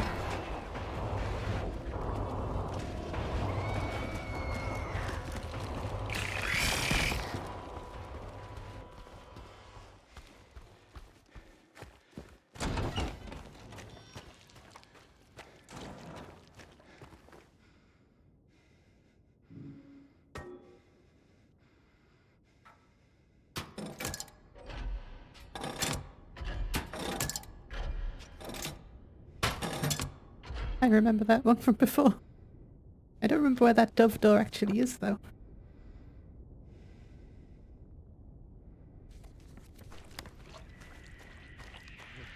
In the basement, I think.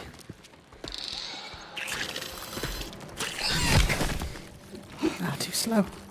Forget it.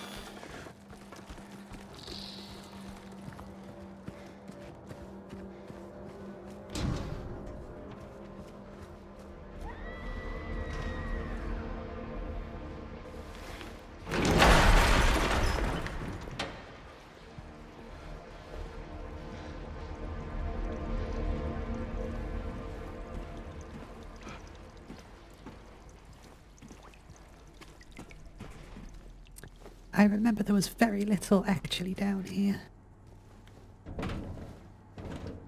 And these torture rooms.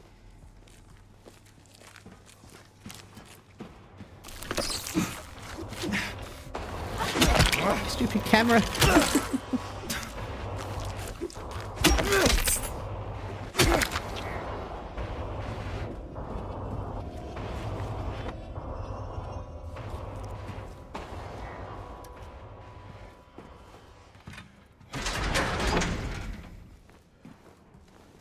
I think all these cells are empty, if I remember correctly.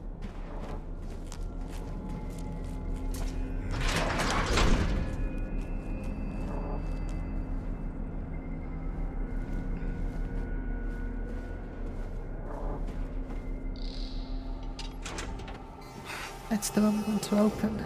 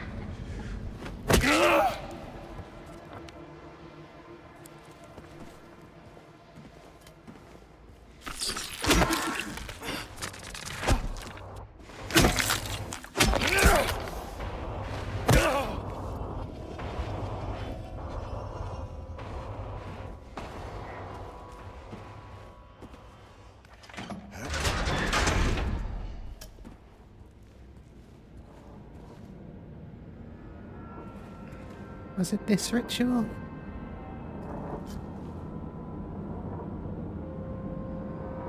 That caused everything?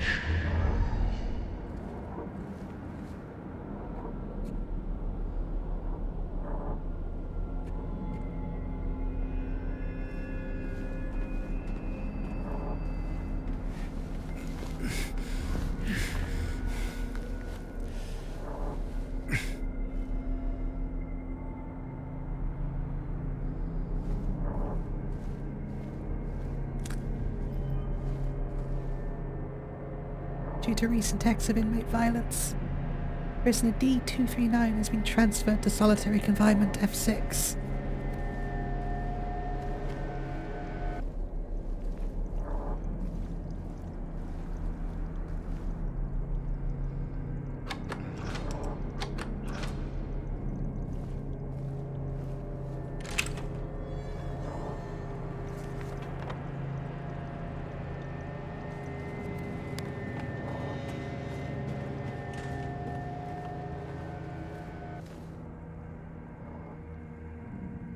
Woman in flight.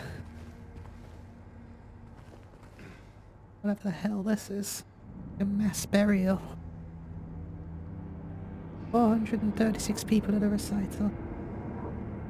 Guessing that's how many people died from this illness. Burning Man. Did they burn the prison to the ground?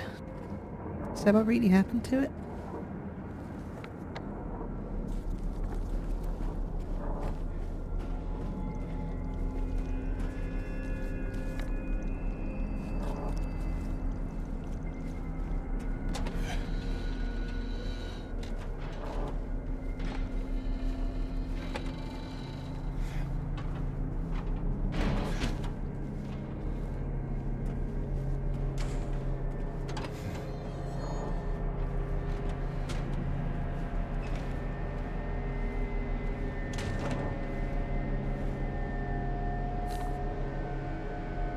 I couldn't let them take them.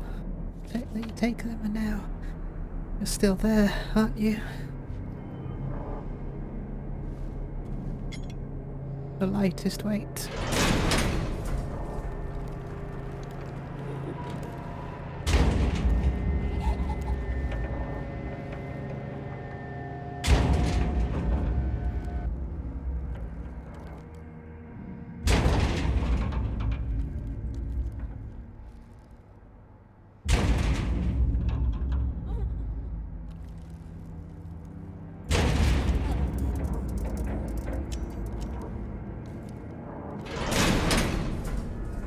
You just wouldn't leave, would you? Probably just stay in there until I starve to death.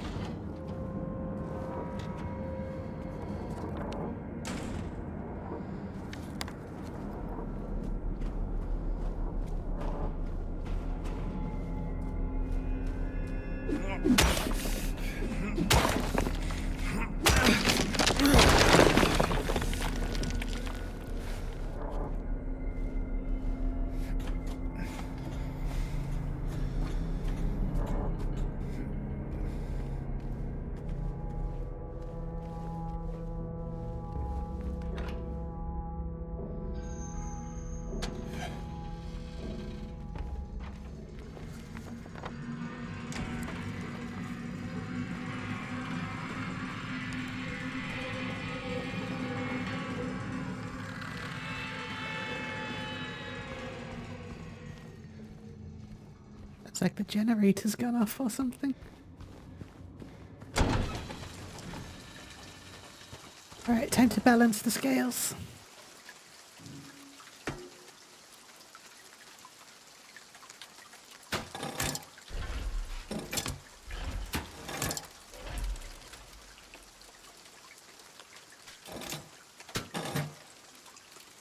I don't remember this one.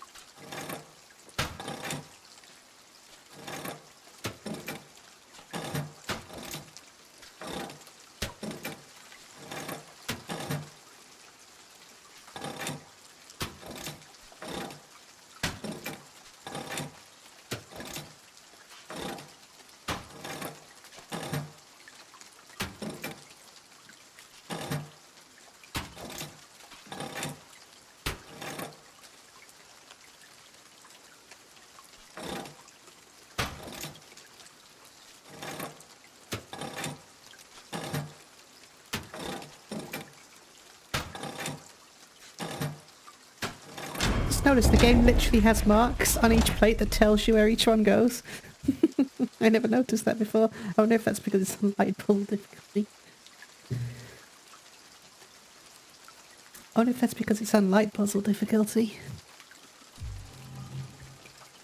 If you look, you can see where they would have been placed. It took me far too long to realise that.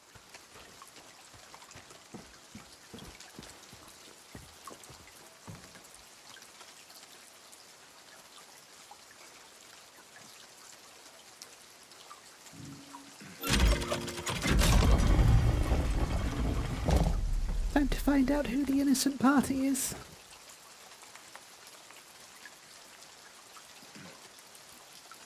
Choose the one justified from among the damned.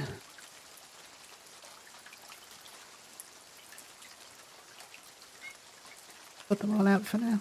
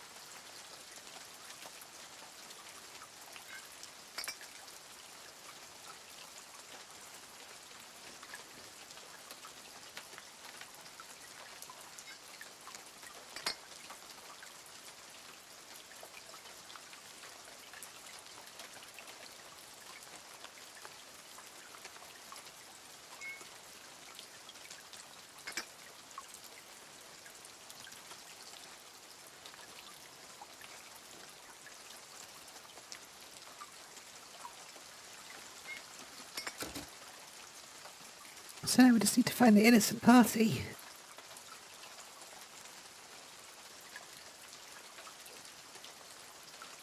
Or the justified parties, probably number 2, to be honest.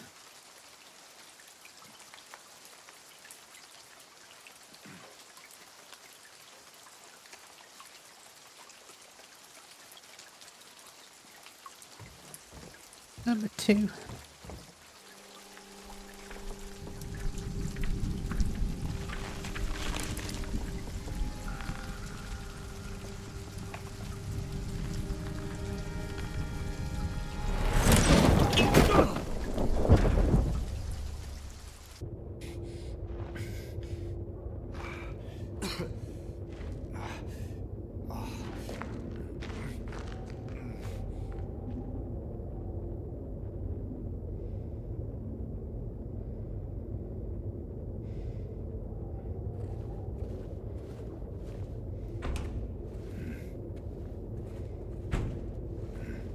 As we fall ever downwards.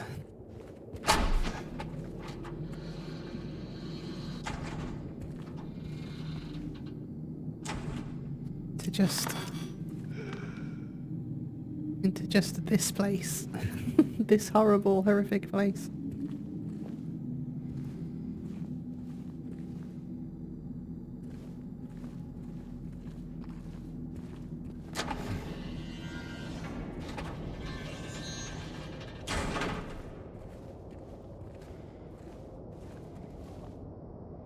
No turning back now, Jane. Just keep diving further and further down. The symbolism here is pretty obvious, I think. It's an intentional surrender to the abyss, which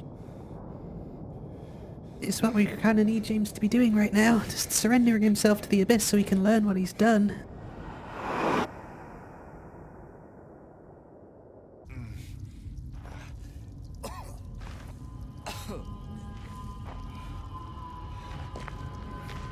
This hallway, even in the original, the sound that they use, it's stuck in my head since the day I first heard it, like 20 plus years ago. Gave me nightmares the first time.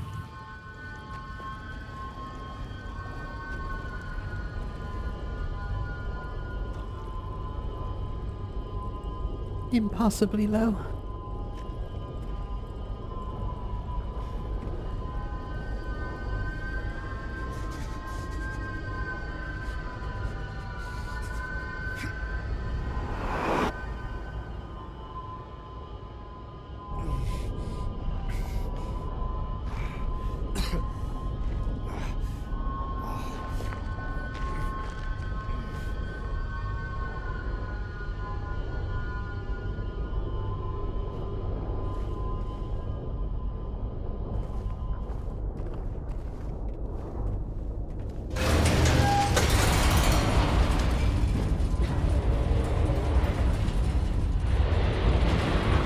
There's no way of even telling how far down this elevator's going. Losing all reference points in reality now. All reference points to reality are being lost. Ego death. The dissolution of the self.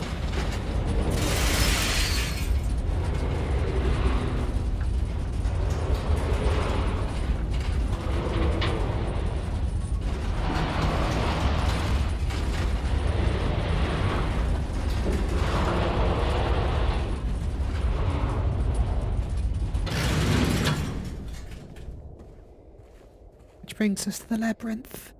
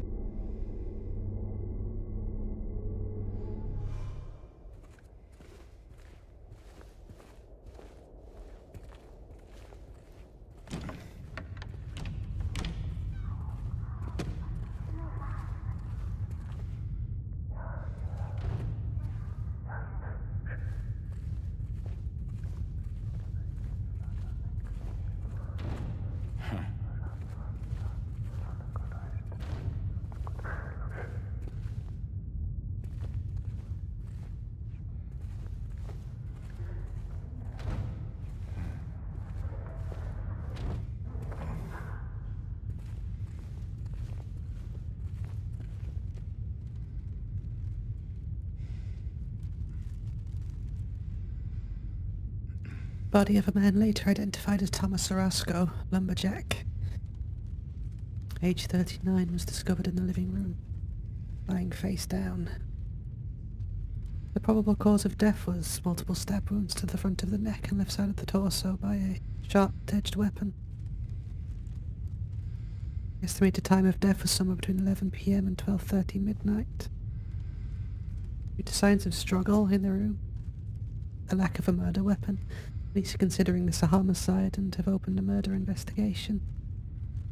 Furthermore, given the fact that the cash was in the room, cash in the room was untouched and Mr. Orozco had a history of drunkenness and violence. The police suspect that the motive was not robbery, but this was a crime of passion.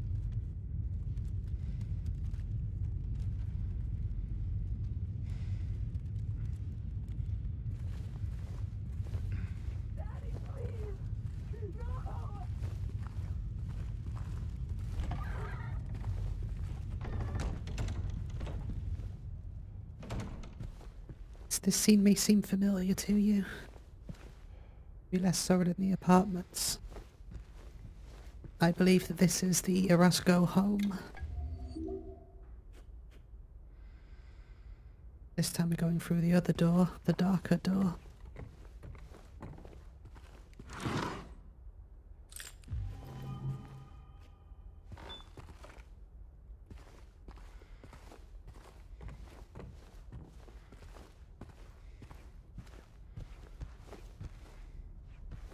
I believe this is what Silent Hill looks like to Angela.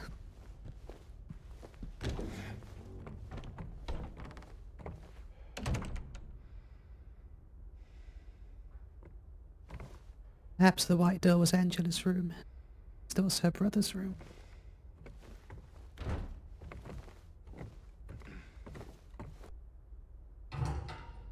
Please. I'll be good, I promise. Tell him I'll be good, please. Angela? Angela, it's me.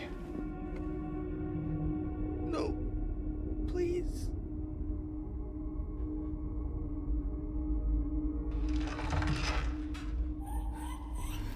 Daddy!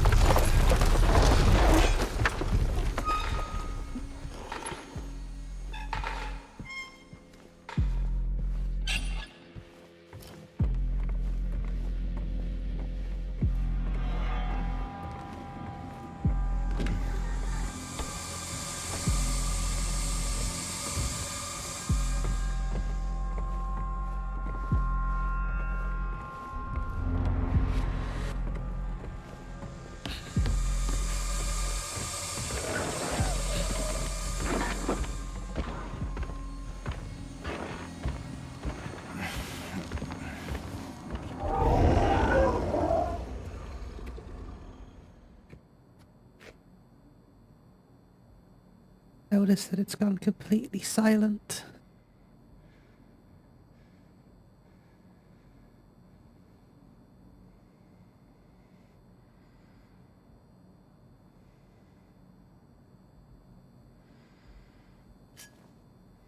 Angela's only safe space.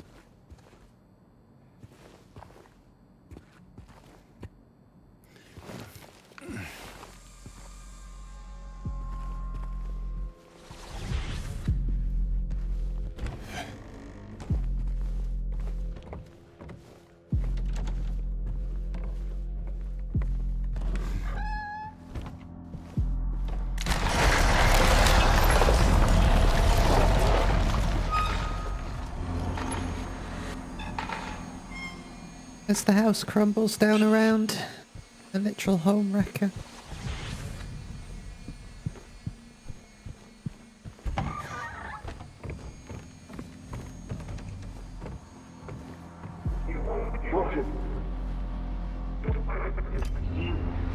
Makes you sick. Care of you all these years.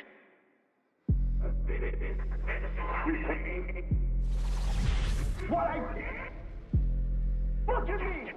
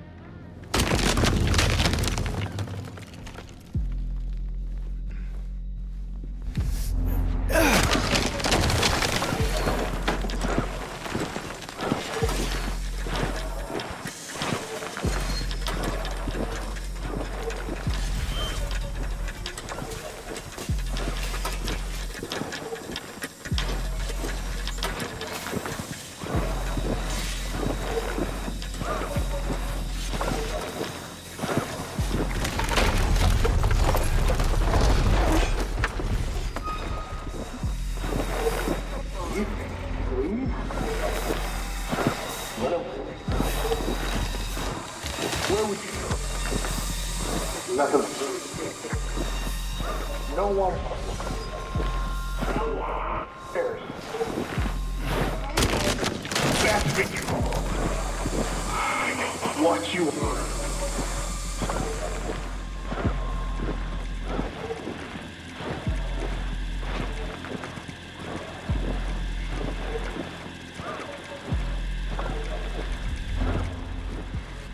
Powerful symbolism of smashing these TVs.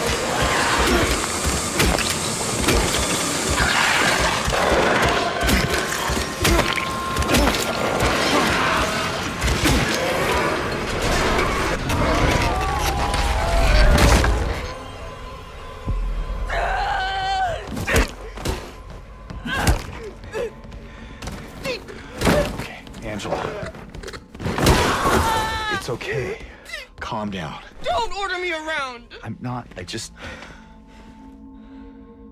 okay. It's over. Don't even try. Try what? Like you don't know.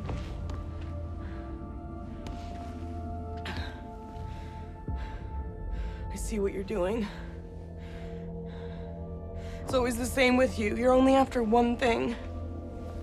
Angela, please. You don't have to lie. Go ahead. Say it. Or you could just force me. Like he always did.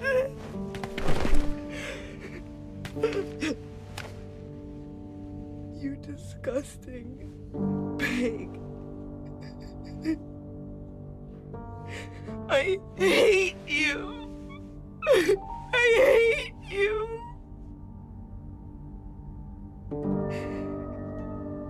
Angela.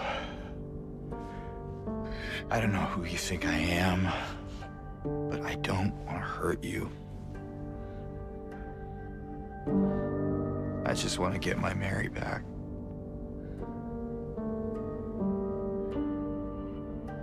You're Mary. Your own little Mary. At least she was. For a while. What? Admit it. You didn't want her around anymore.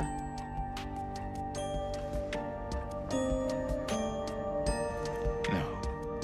You probably found someone else. No!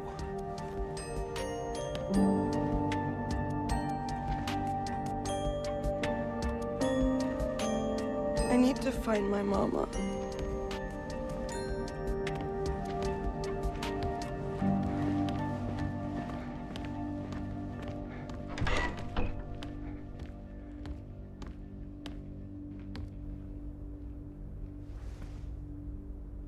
I never.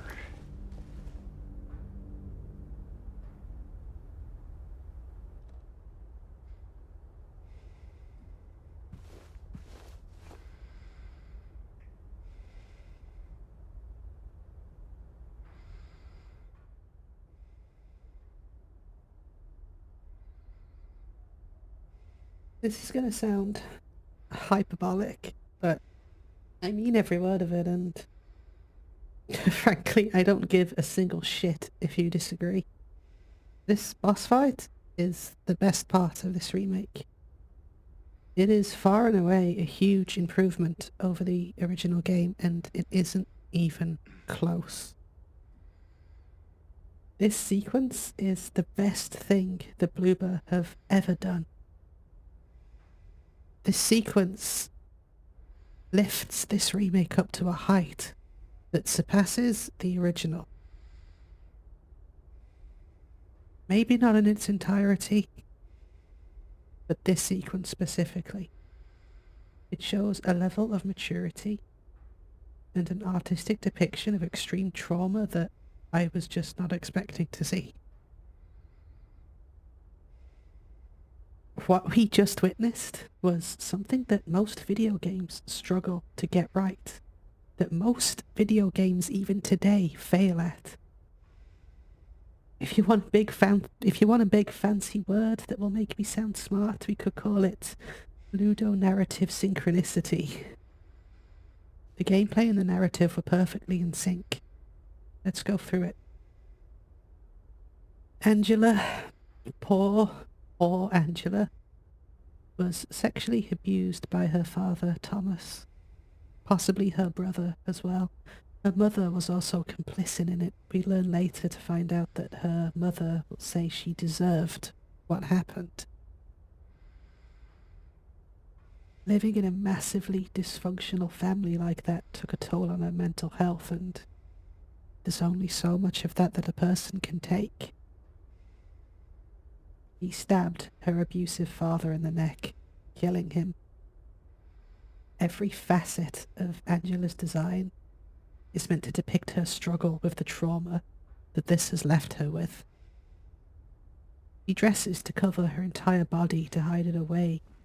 The mocap in this game is done in a way where she's static, uncomfortable in her own skin, and even more uncomfortable around others. Her voice delivery ranges from detached and tired to aggressive and totally panicked. She's exhibiting classic signs of long-term depression and complex post-traumatic stress disorder. She has a disdain for other people, especially other men. And like a lot of victims of abuse, she blames herself. Distraught. She's traumatized. She's suicidal. I want so badly just reach into the screen and hug her. I just want to help her. In the original, you fight this monster that we have in front of us. The abstract daddy, a representation of this trauma. In a room that even in the original is frankly just upsetting in what it's symbolic of, but they turn it up to 1,000,000 here. Firstly, the design of the monster, as you can see, it's completely grotesque, representing the acts that are forced upon Angela in its design. In the remake, they take it many steps further than just the design of the monster. The labyrinth has taken on the appearance of the Orozco home, symbolizing that her home has become Angela's own personal hell. Bringing back the theme of perception, as you see her version of Silent Hill for the second time in this game.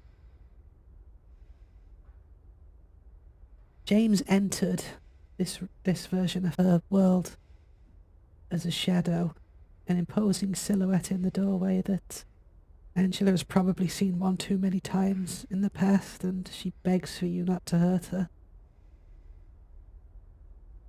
Then the monster manifests, aggressively chasing you down the hallways of the home. You're playing out the narrative of Angela's traumatic experience as it progressed. She would have likely tried to escape from her abusive father too, as he beat and assaulted her, running circles around the house.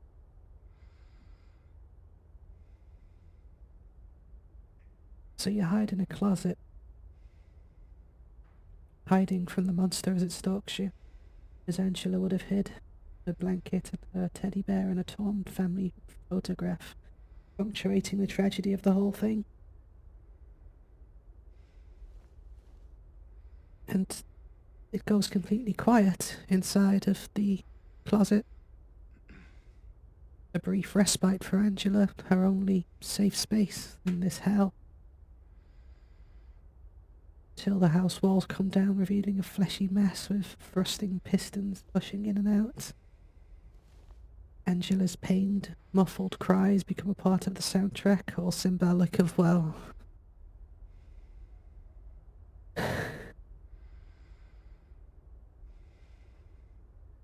killing this thing was one of the most raw and visceral experiences I've ever had playing a video game. Never in my life have I wanted something to just die this badly. And even now, when all's said and done, Angela is sick and traumatized. She's showing nothing but a disdain for other people, for men, because of the things her family did to her. In this sequence, you aren't just fighting a representation of Angela's trauma in the form of a monster. You're playing out the narrative of the abuse that Angela suffered for this short time. You are trapped with her, and you are trapped with her trauma. First time I experienced this, it brought tears to my eyes. I was horrified. It made me feel sick. This is peak horror writing. This is peak horror game design.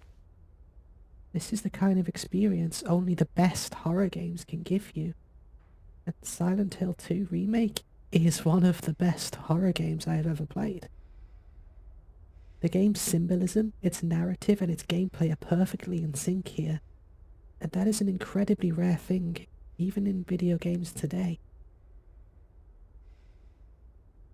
Without a single word of hyperbole, this is one of my favourite sequences in any video game that I have played to date.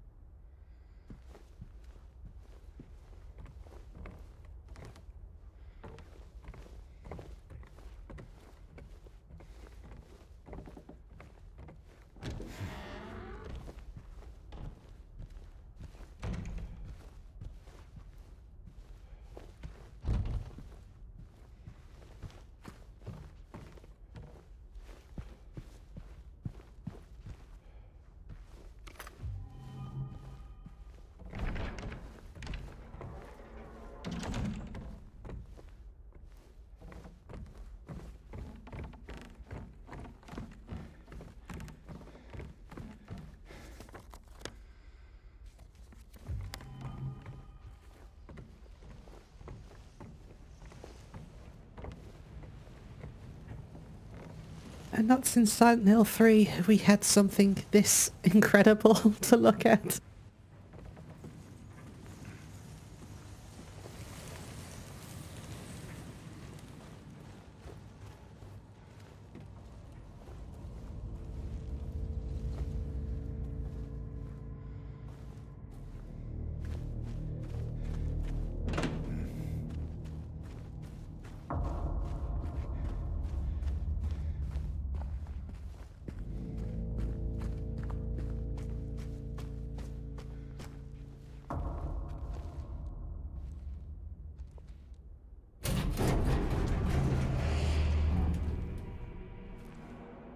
Maria?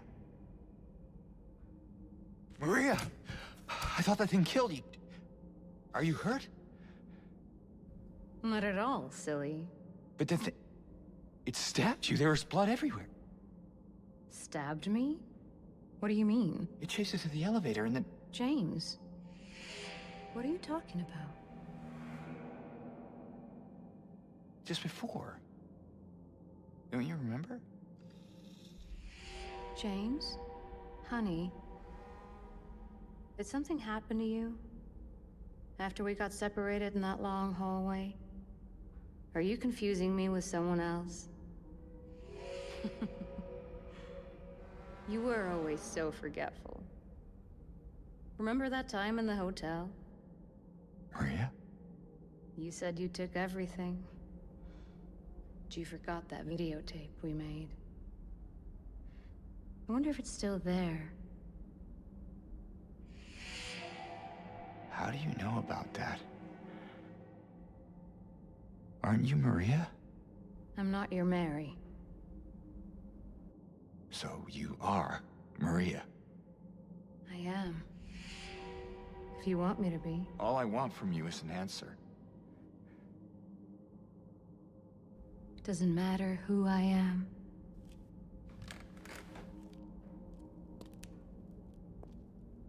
I am here for you, James. See? I'm real. Don't you want to touch me?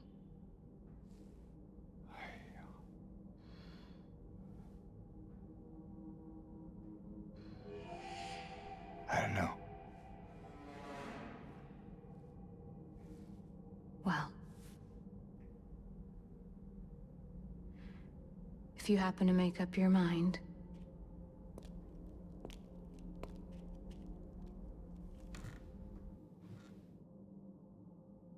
I'll be waiting.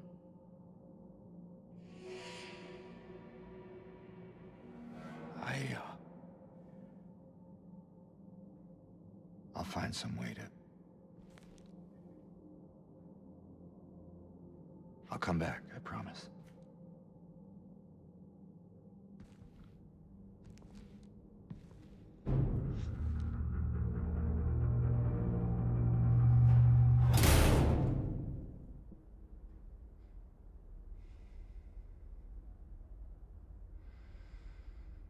And that's Maria giving the game away. That scene is perfection. The way she starts talking to him as Mary, and then you see the exact moment she shifts back to Maria. It's a bit more subtle in this one than it is in the original, but it's still there. I can only begin to feel the confusion and pain that James must be feeling in this moment.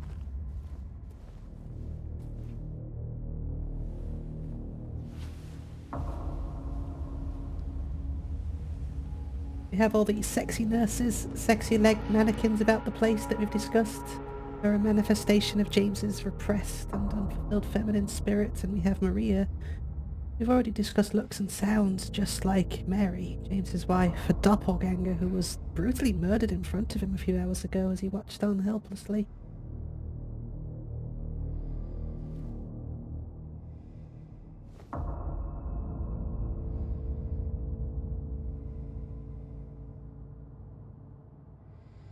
Clearly at this point she's given away that she isn't real, despite her allusions to the contrary just now. Like so much else, she's been created from James's unconscious. In a sense, Maria is James's idealized version of Mary. She's a Mary that's healthy, more sexual and promiscuous and more outgoing. There are still questions we need to answer though. Why does Maria seem more autonomous than the monsters, and why does she look normal? What is Maria? She's James's anima. She's a representation of James's anima brought into reality.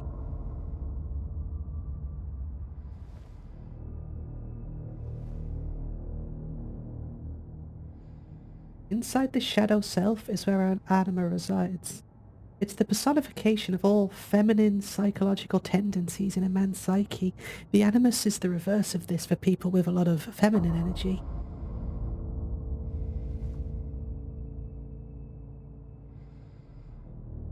If our psyche is lacking feminine aspects like love, care, and empathy, then we would unconsciously desire these traits within ourselves. I say we because while the anima is something that resides in the male unconscious, masculine and feminine energy are not exclusive to men and women, respectively. A man could have primarily feminine energy and be interested in a woman that holds mostly masculine energy, and vice versa. It's not set in stone based on your biological sex, and certainly not set in stone based on your gender identity. Let's say then that we meet someone who embodied these missing traits. Chances are this person would be worth pursuing romantically. We would be projecting our inner anima onto this person, because in doing so we can unify the opposites. So we're back where we started, the unification of masculine and feminine, the path to inner peace, rebirth. Seriously, there are even dating apps in the real world that use personality tests to try and determine your masculine and feminine traits.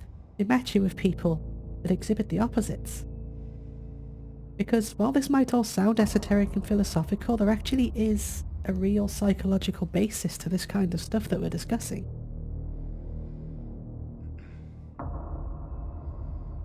Of course, this can be pretty disastrous for the ego should the anima or animus not reciprocate, which is why rejection can be so crippling for some. So, if Maria's just a representation of James's anima, and if she isn't real, then what about Eddie and Angela and Laura? Are they real, or are they just manifestations and reflections of a part of James's psyche too? I honestly don't know. I go back and forth on that a lot. I have no idea if any of these characters are real outside of James. There's no evidence either way. Is any of this real? Is James even really in Silent Hill right now, or has he just completely lost his mind? Moreover, what even is reality? Is it real just because our mind is telling us it's real? Isn't that technically how reality works anyway? We talked about this a lot earlier, about how what we call reality is just our own subjective local experience. Perception is a huge psychological component of the Silent Hill series, which I feel does not get explored as much as it should. Silent Hill 2 is just incredible on so many levels.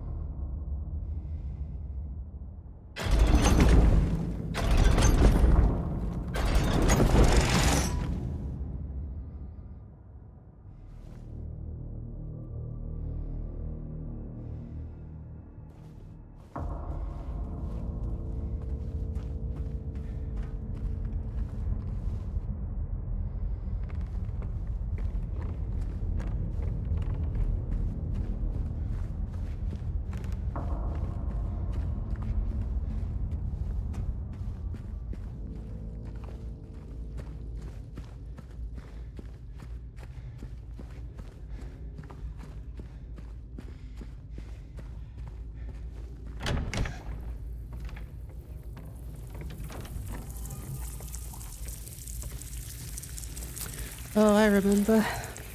I remember this spot.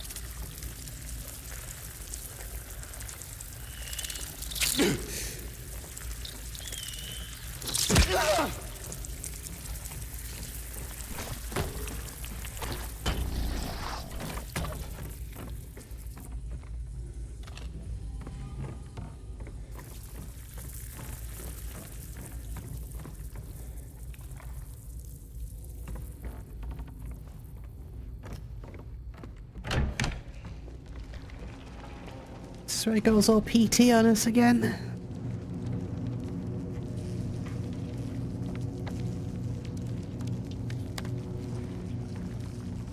I don't know why, but I find it was the same in PT. It was the same in A Short Message. I just find this kind of imagery so viscerally disturbing, and I cannot explain what that's about. I don't know what it is about myself that just can't deal with that kind of imagery. It really gets to me.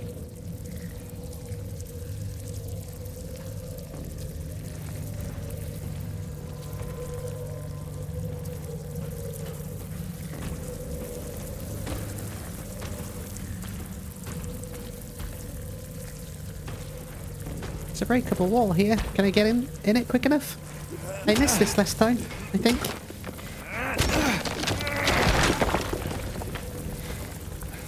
I think I missed this last time.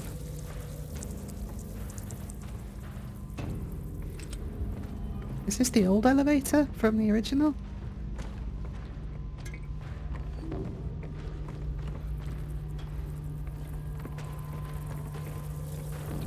It's the old news puzzle, I think.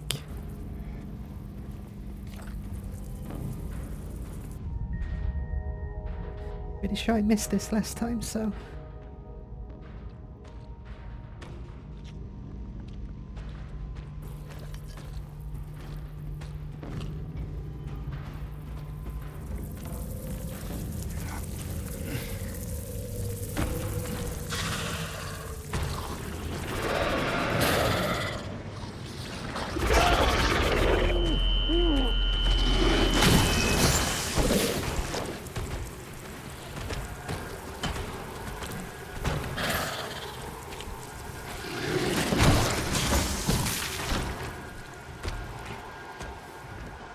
Oh, we're out of the circle.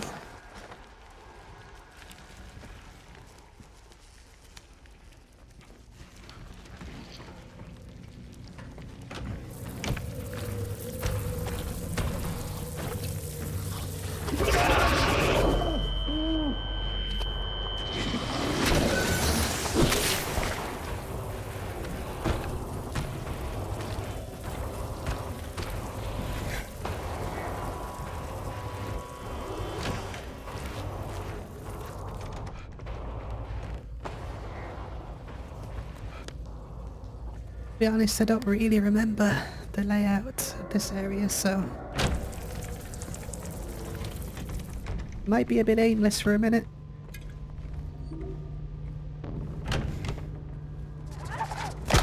Now.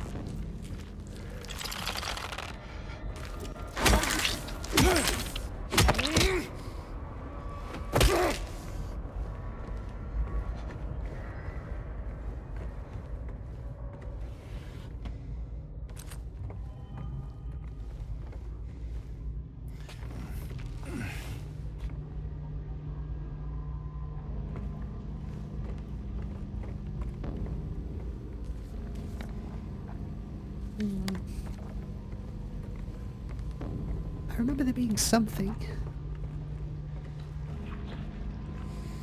A bloody hole, lovely.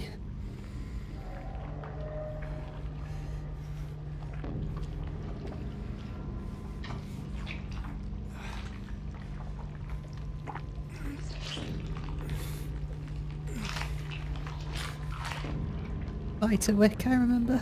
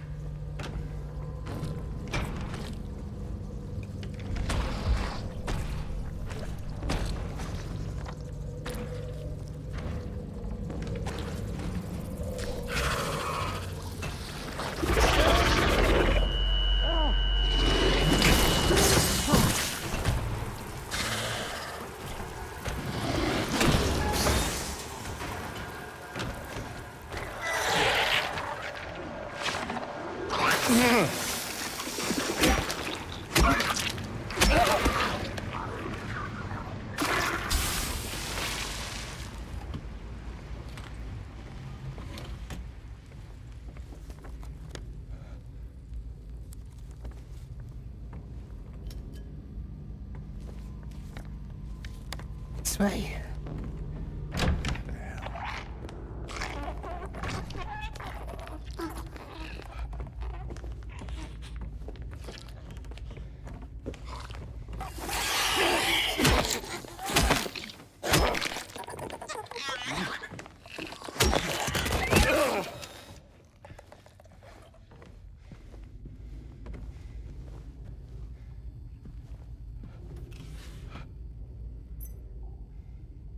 Iron key.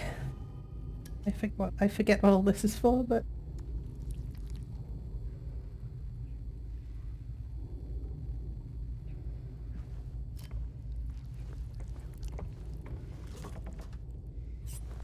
I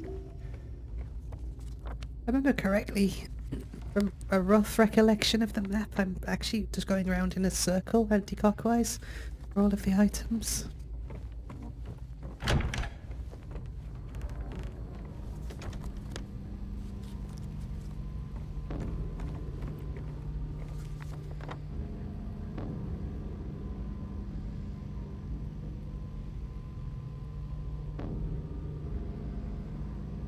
Survival horror games become a lot more straightforward once you've got the route down.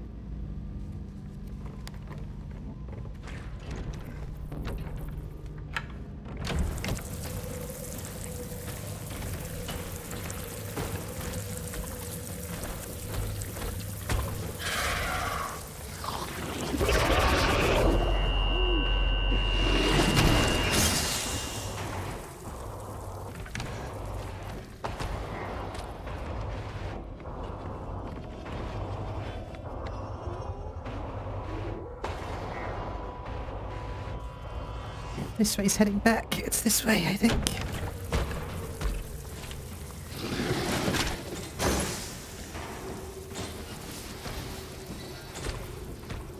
Nope. Not this way.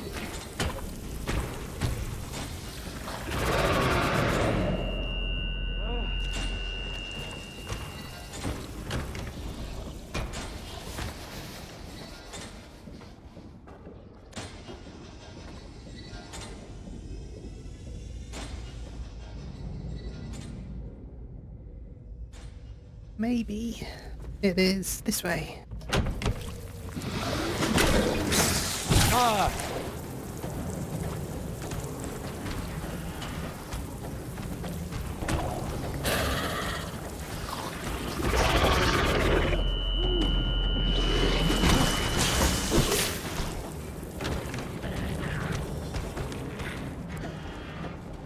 Yeah, I thought so. It's kind of following the blood trails on the wall.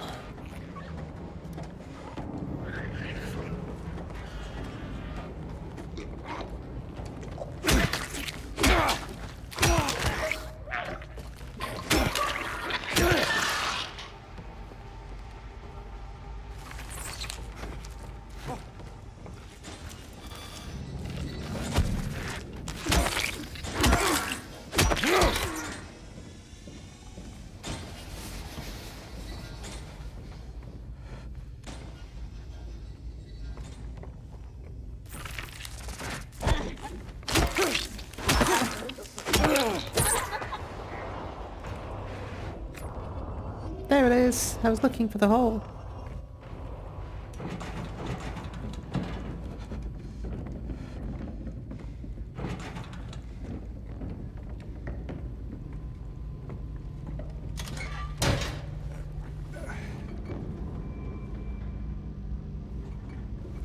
Before we do any points of no return, let's just make sure I haven't missed anything.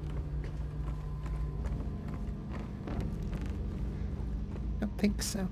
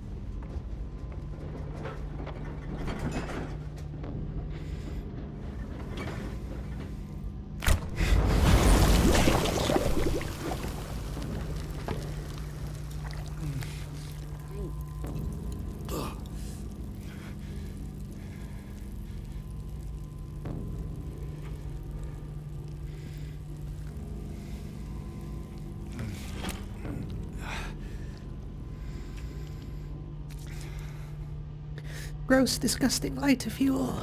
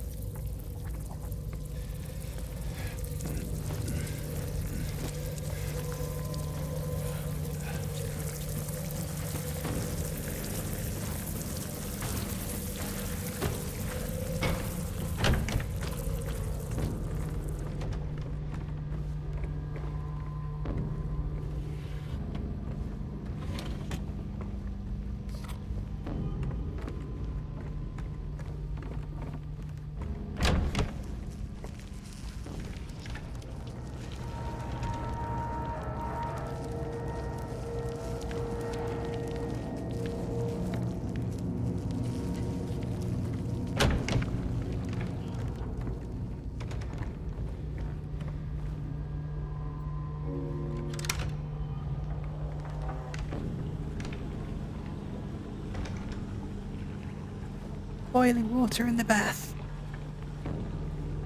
Don't stick your hand in it this time, James.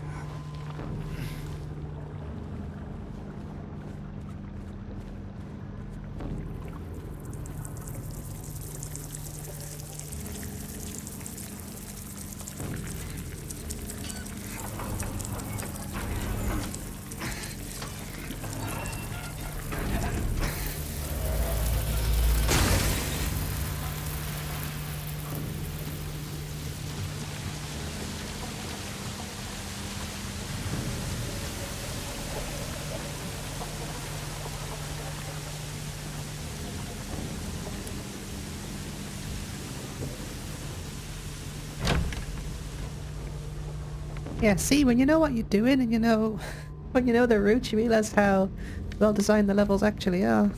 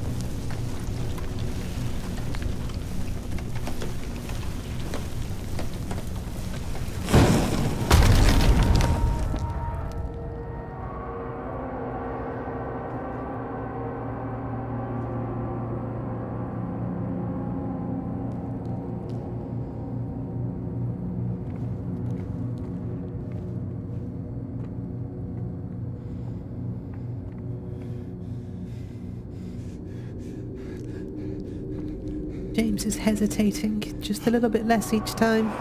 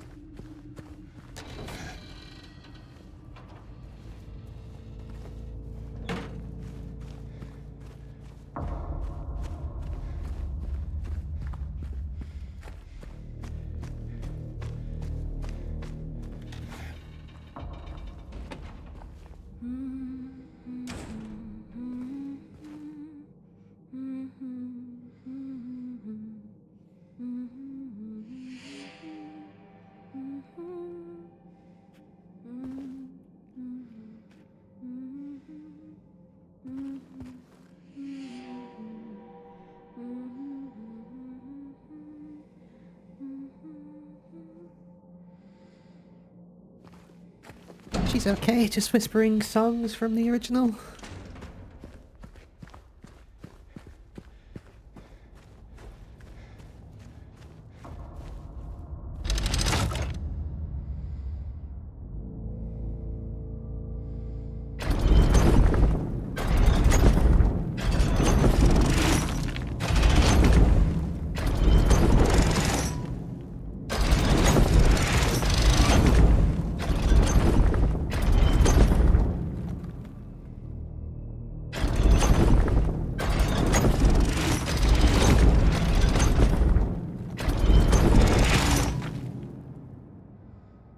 don't actually remember. I'm looking for that one. Yeah. I was right the other time. I'm after that, but it's upside down. That one, I think.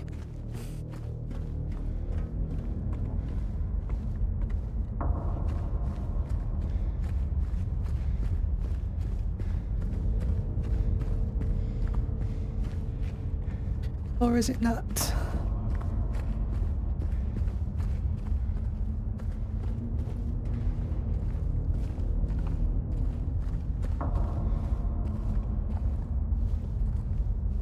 I guess not.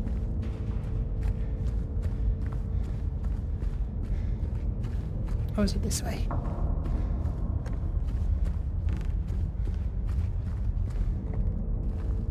This way.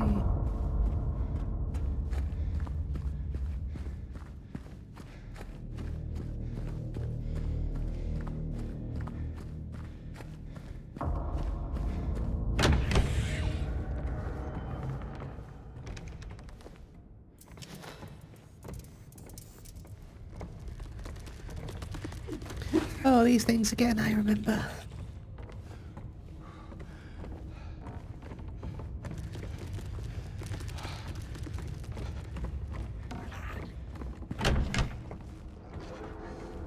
Pyramid Head's about, isn't he?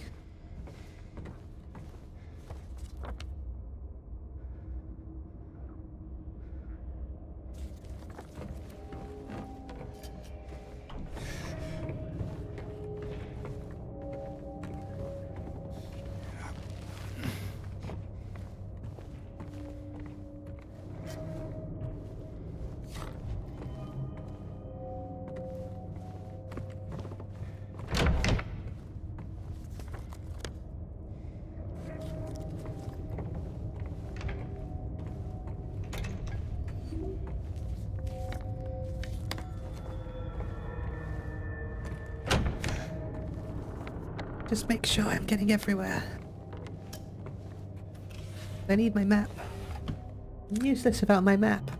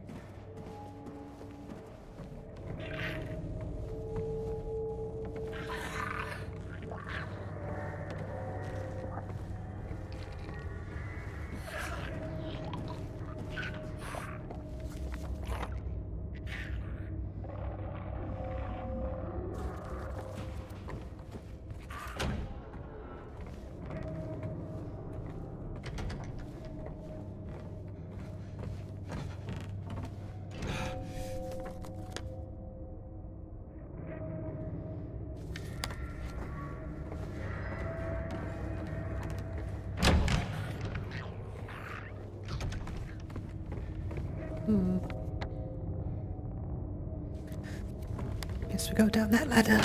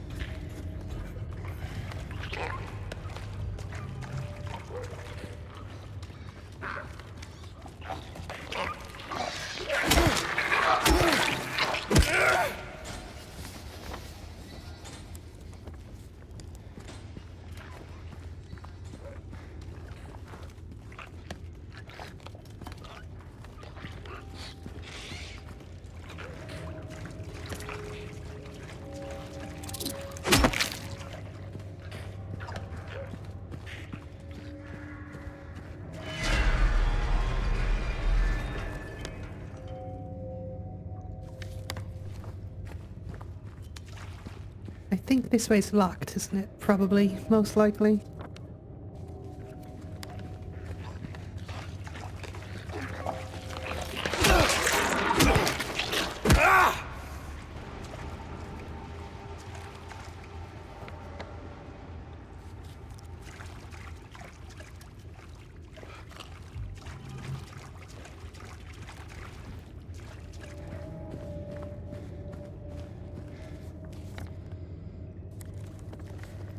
Oh, it's so confusing.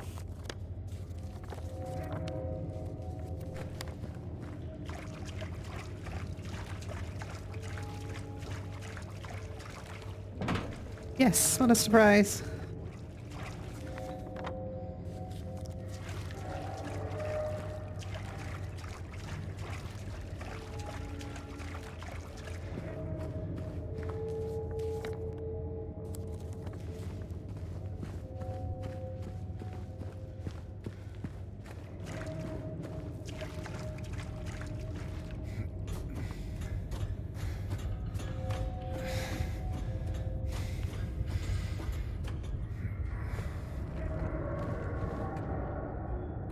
Key for that. Also these other items, I'm still mulling it over, but a special time, a special place. I've got an idea. Dog key I already know. It's this one that I don't know. I figured I know where you use that. That's probably for one of the new endings. This I don't know. I imagine it's also for one of the new endings, but... Oh god, I hate them. Just, don't like it. Great, didn't knock him off the wall.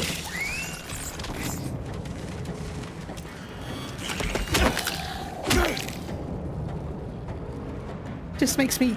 Oh, it just makes me cringe. The ammo's not worth it.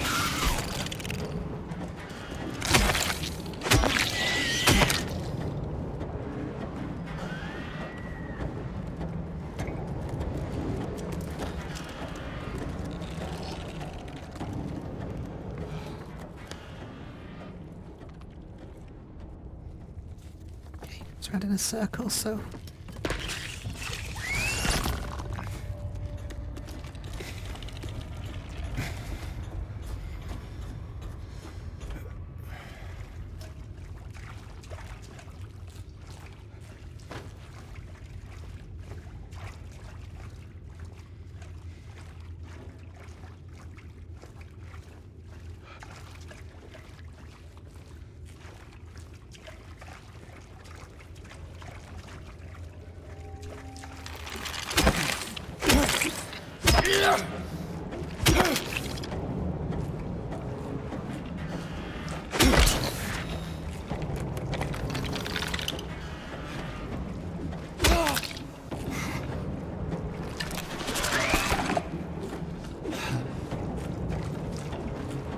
Oh, come on, James.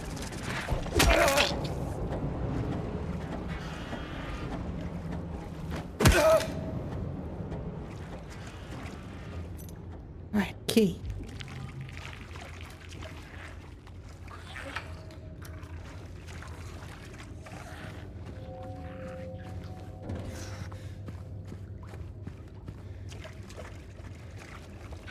That leads back around, but I may as well go back this way, right?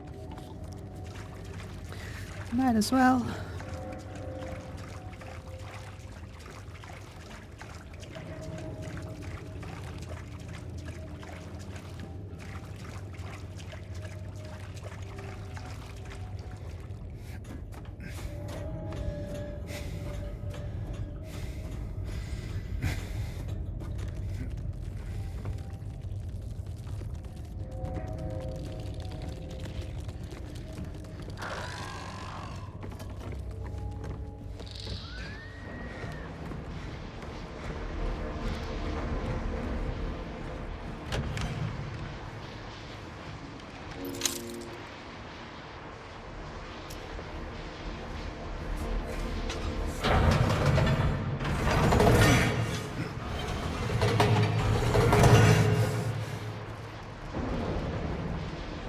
No spookies?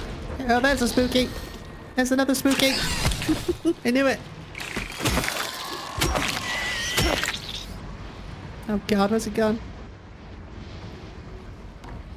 You're hiding here, right? No. There it is.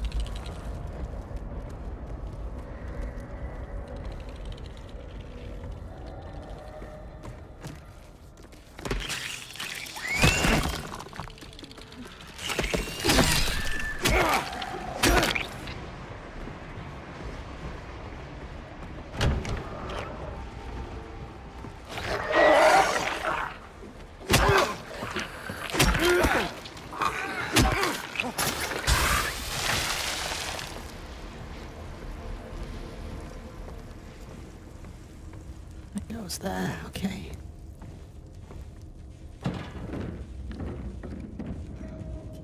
Ooh. Did I notice this last time?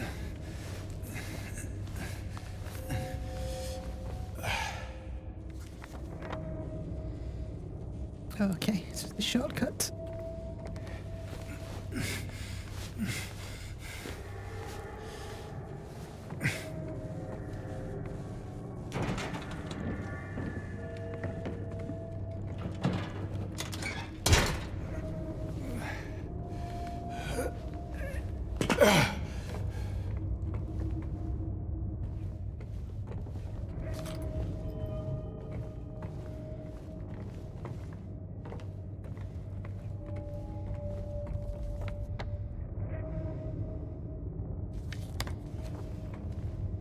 I must remember to go up ladder 6 because there was a photo there this time.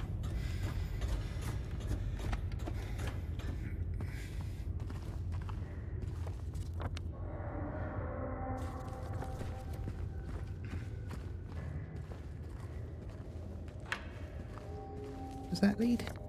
Back, okay.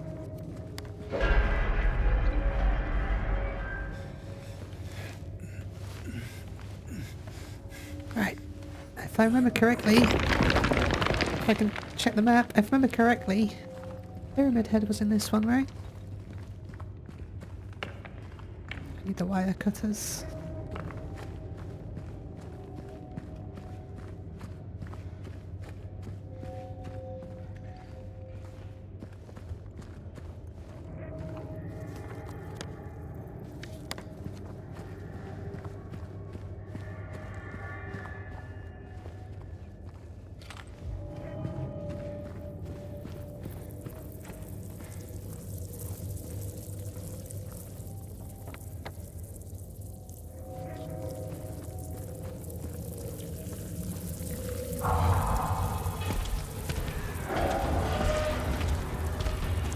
Pyramid Lad! What number was that? Hold on a sec, Pyramid Lad. Oh, it's not going fast enough. Pyramid Lad, no!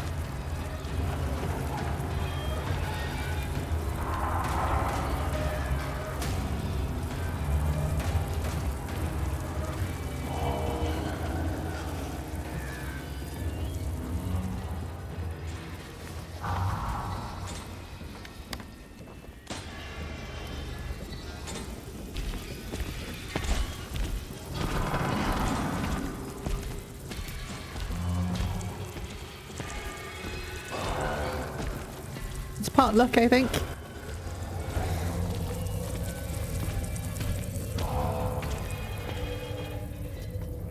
Is the right one? It is the right one, cool. Frame rate struggling in this area.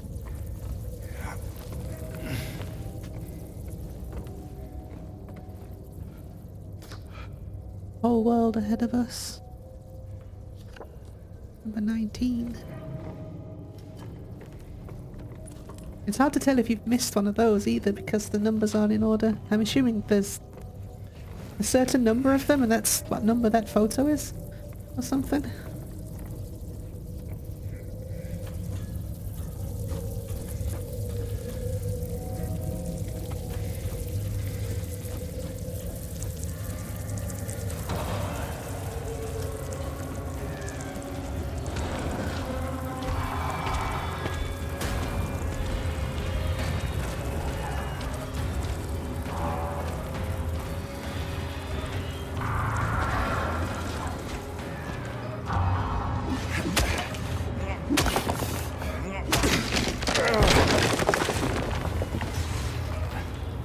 Shame you don't get to stop and smell the roses in that room.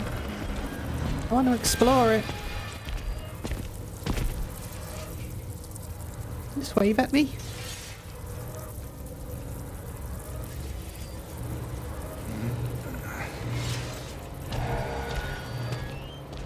I'm assuming this is like... In the original, it's very... You find Pyramid Head's weapon here. So I'm assuming this is where he lives, or something.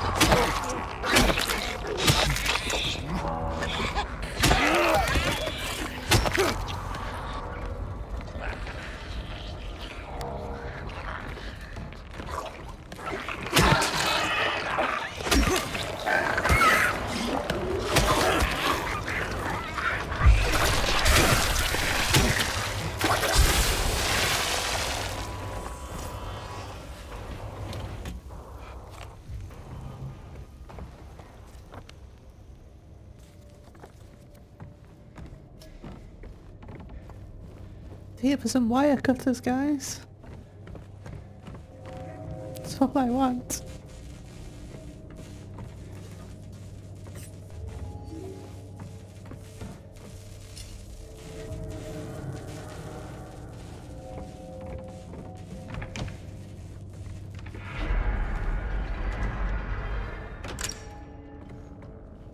I love that you can still hear Pyramid Head around, though.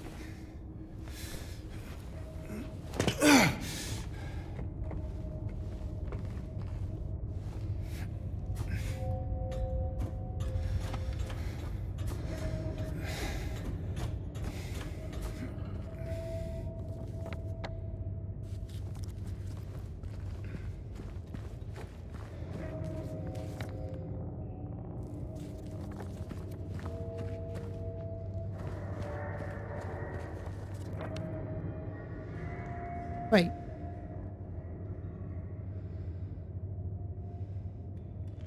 Wait a minute.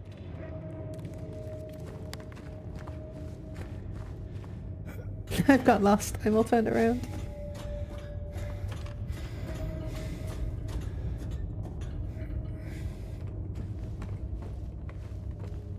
Oh, I've gotten lost. Where do I need to go? Oh, I think I went the wrong way.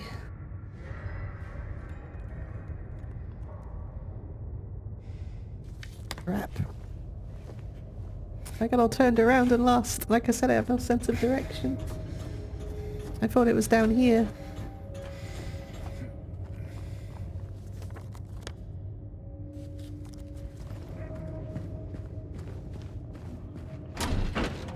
There's the wire gate.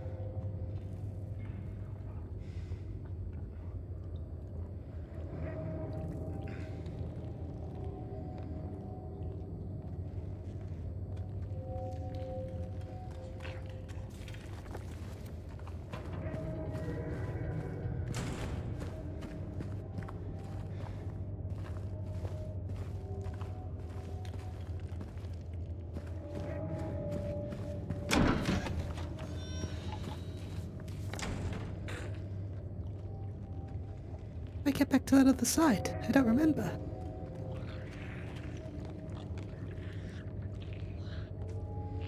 How have I forgotten? I was right here.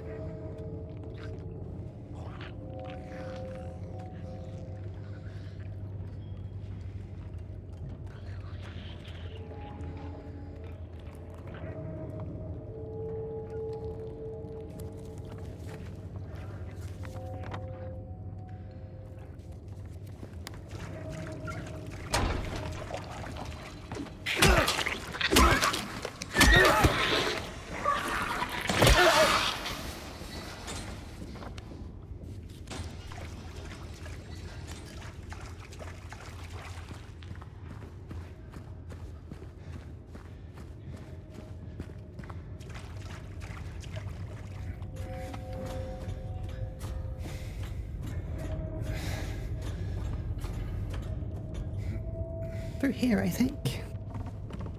Sorry about that, I just got a little confused. I went the wrong way.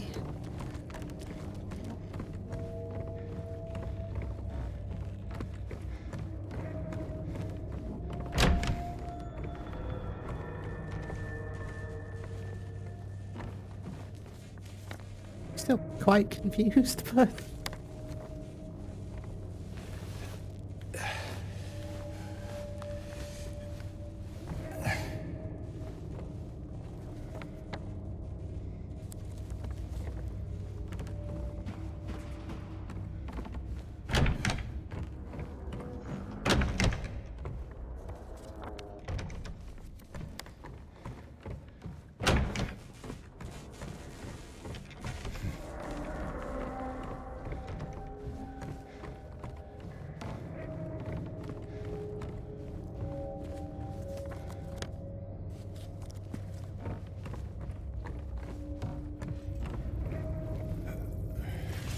I thought there'd be like a fast way back or something.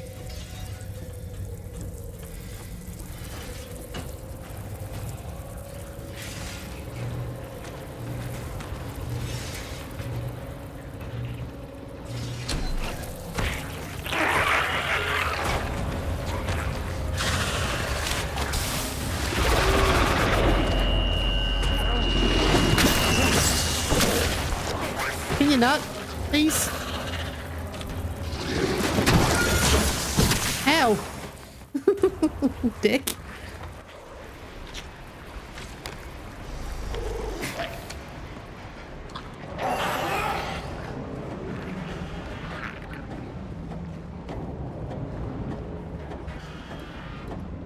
Ah, it gets me so nervous still. Still not used to it all.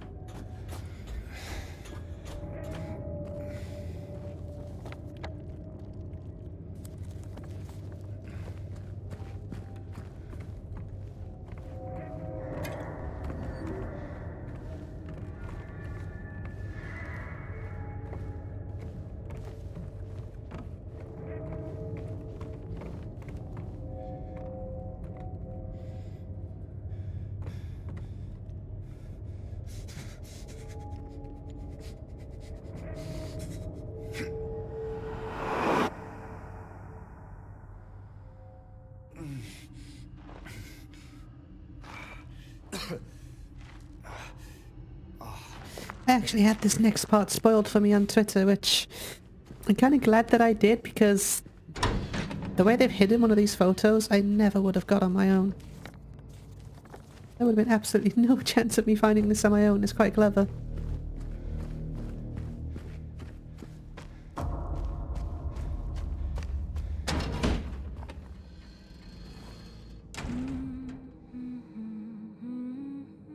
He's fine.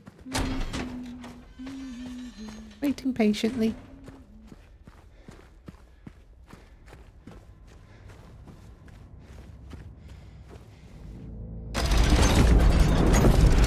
Scratched out symbol. There's one of the photos behind it. Somewhere.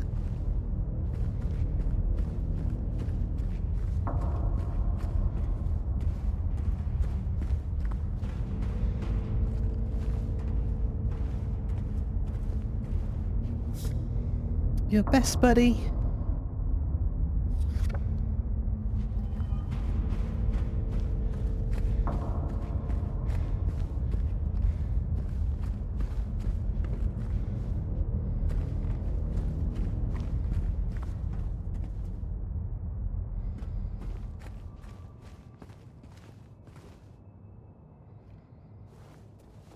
I remember this one. It's the two downward facing triangles.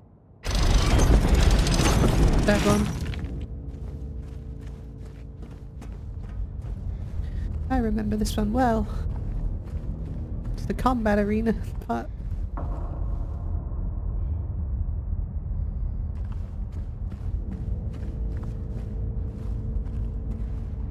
So I'm debating chainsaw, but we'll see.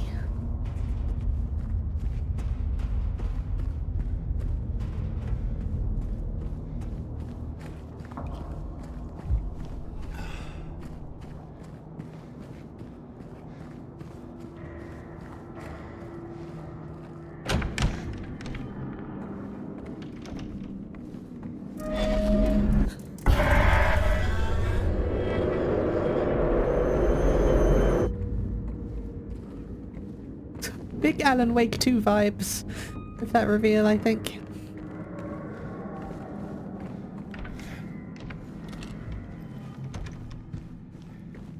Right, I don't think there's any things for this, so just a matter of surviving.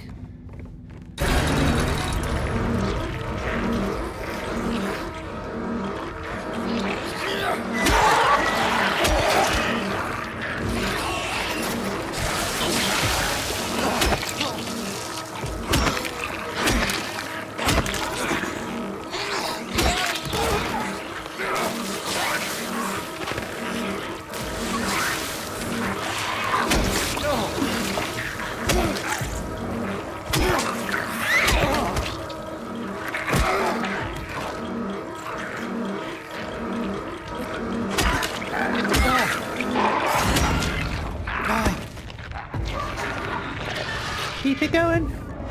Heal up. Loud. Heal up. Keep it going.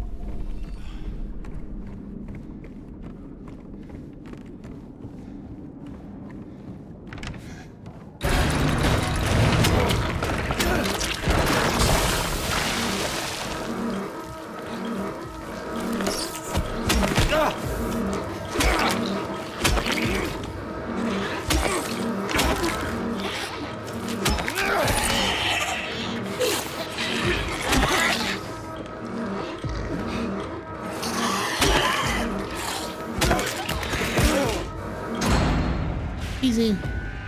Easy mode. Let's go. Literally easy mode.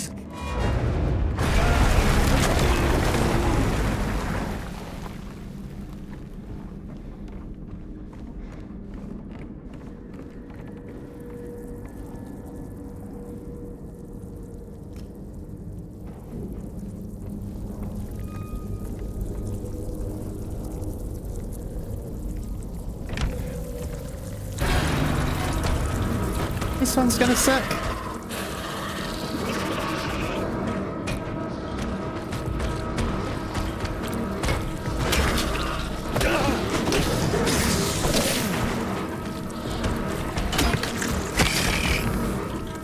It's actually surprisingly easy. I thought that was gonna be really hard to do. It's seeing them, it's the hard part.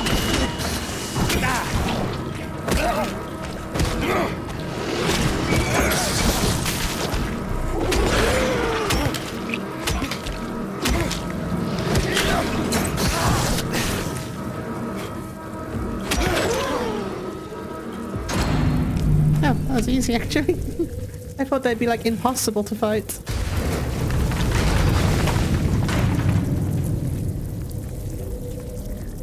I don't need no save point. I think we're okay. For a second. Actually, let's do it. I haven't saved it in forever.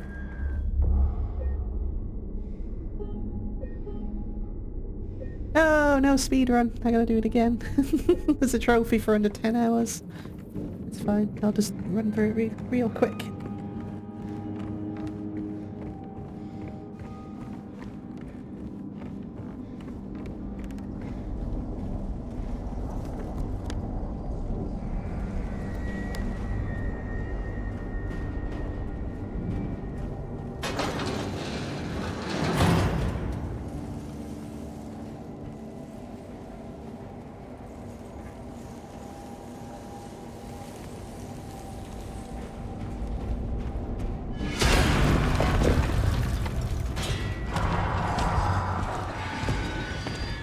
Oh lord, he's coming!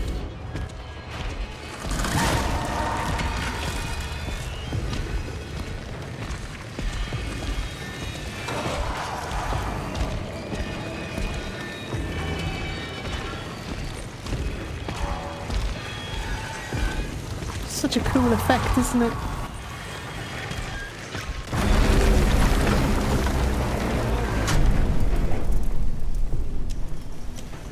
such a cool effect.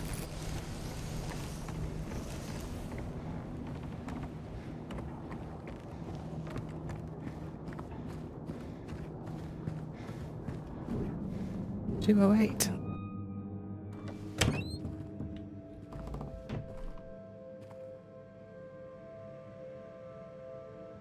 Marie?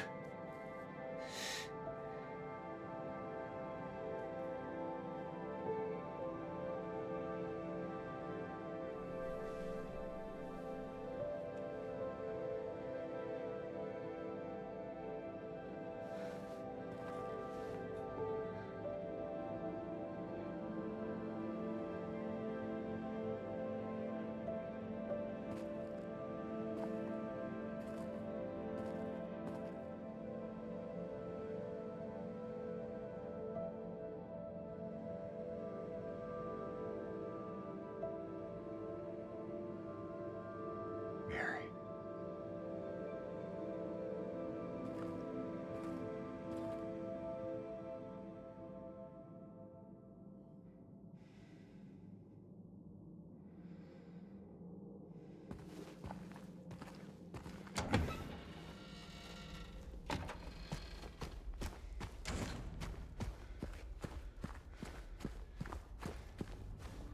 What the hell?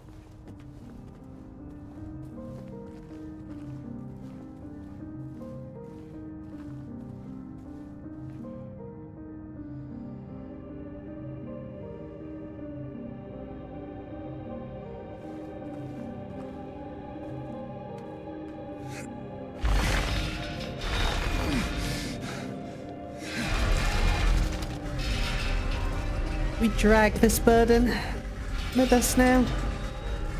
With Maria dead again. Are you getting it yet, James?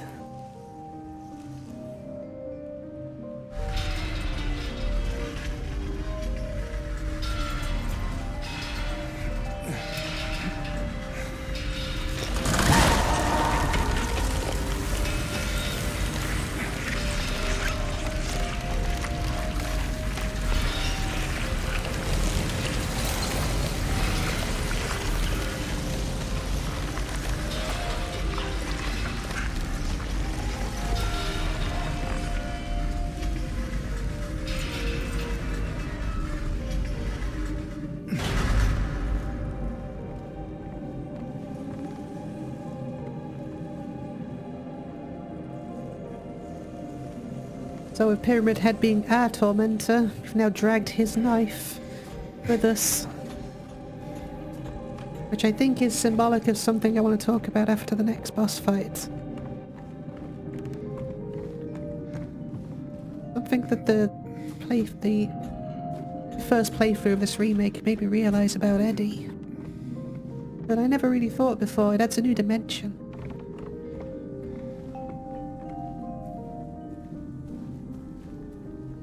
Miriam K, traitor. Walter Sullivan. Angela Orozco. Eddie Trombowski. And James Sunderland jump into our own grave.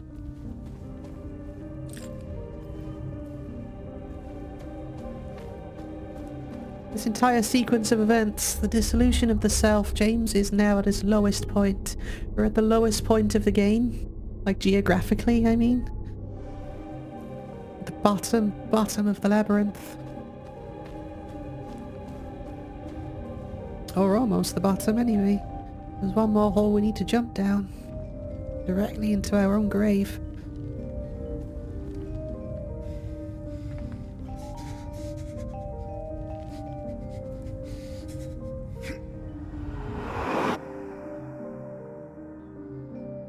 Dissolution of the self, the second step in the alchemical process.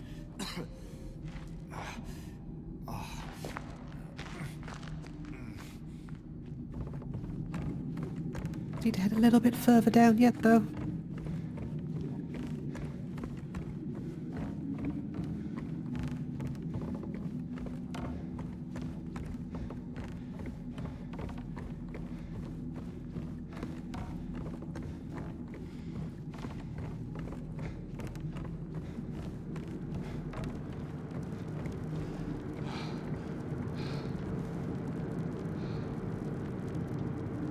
Let's head into Eddie's Silent Hill, shall we?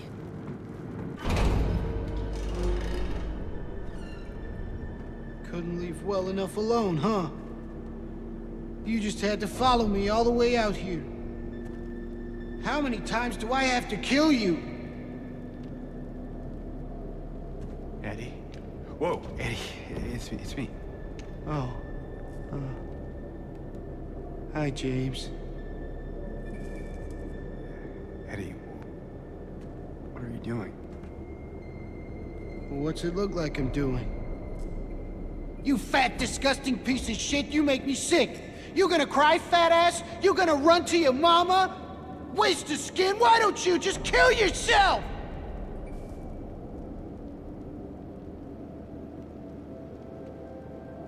Well, maybe he was right. Maybe I am nothing but a fat, disgusting piece of shit. But you know what? It doesn't matter if you're smart, dumb, ugly, pretty. It's all the same once you're dead. And a corpse can't laugh!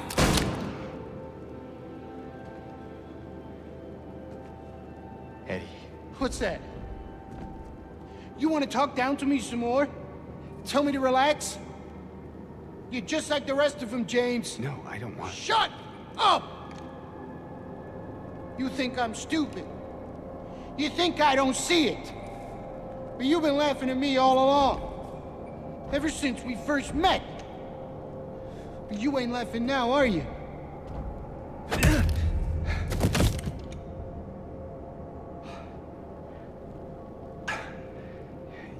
need help, Eddie. Don't get all holy on me, James. This town called you too. You and me are the same. We're not like other people, don't you know that? Well, you're about to find out. James being challenged some more. Seeing corpses of himself now as well, a bit more overt, isn't it? Let's talk about it now. He said, how many more times do I need to kill you? And they all look like James. It's almost like we are tormenting. We are Eddie's tormentor. We are here to make him realise what he is. Just like Pyramid Head is to us, we are to Eddie. And we kind of just inherited the executioner's knife, and now we've got to do this. Do you know what it does to you, James? When you're hated, picked on, spit on, just because of the way you look? Yeah, I ran away after I killed that dog. But you know what? It was fun. It tried to chew its own guts up. Finally died all curled up in a ball. Then he came after me. I shot him too, right in the leg. He cried more than the dog. And now it's your turn, James.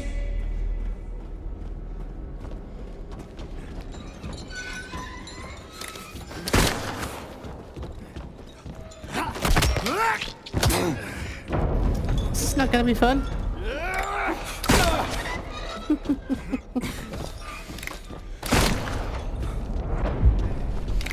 Laughing now. It's not gonna be easy.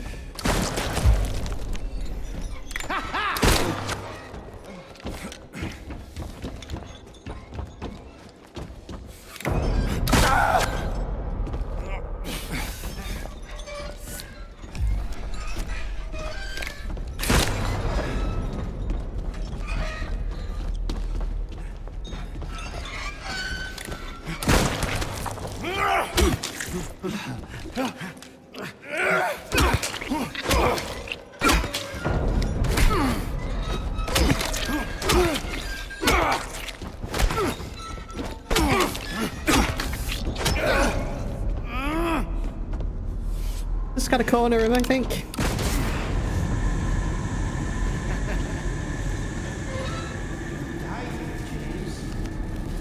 You'll squirm, squeal, cry like a little girl. And then you'll just curl up and die. And it's gonna feel great. Just like before.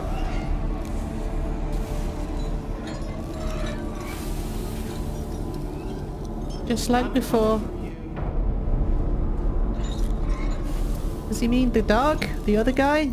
All the other Jameses that he's killed? What does he mean by that?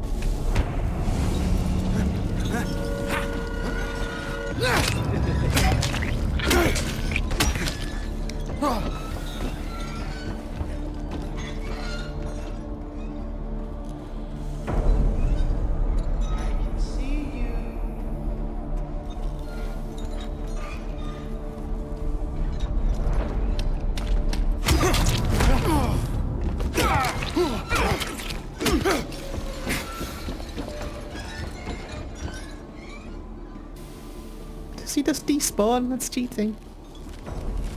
I'm coming for you.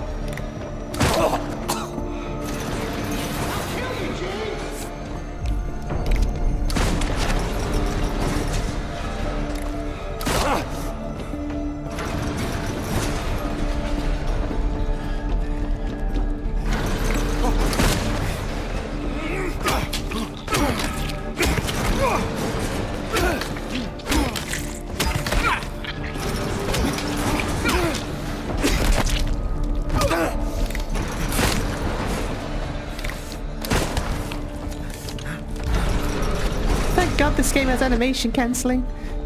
It's like they know how to make a video game. This is it, James!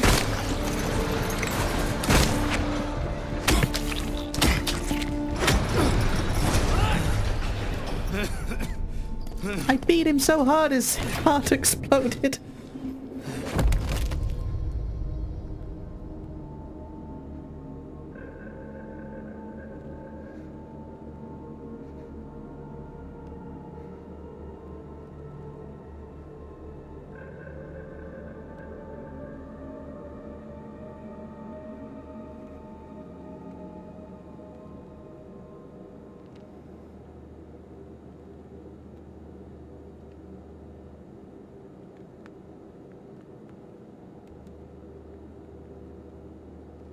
Says the same thing as in the original, but without the words. Technology's great. So James has killed Eddie. He's killed a side of himself, or he's killed at least a mirror of himself that was representative of shame, self-righteousness and anger. Symbolic of James separating himself now from his lower self, the third step of the alchemical process. Separation. He's liberated himself from these negative emotions personified in Eddie. He's starting to become aware of his true feelings. He's starting to become aware of reality. There's only one more place for James to go.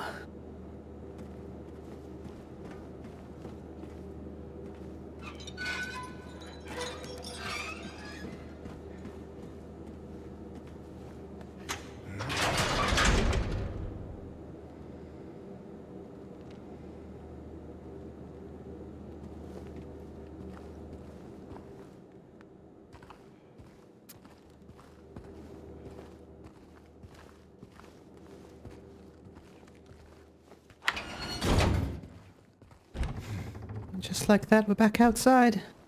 We were at the depths of the abyss. Impossibly low into the ground, but just like that, we're back outside.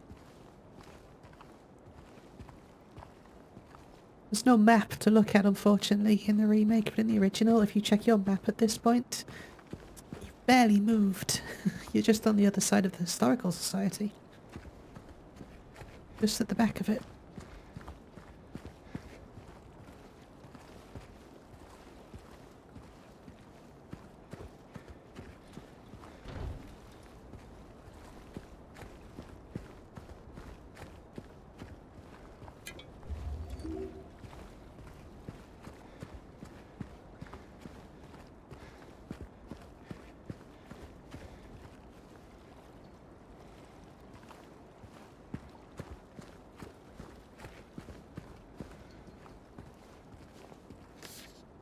Road trip.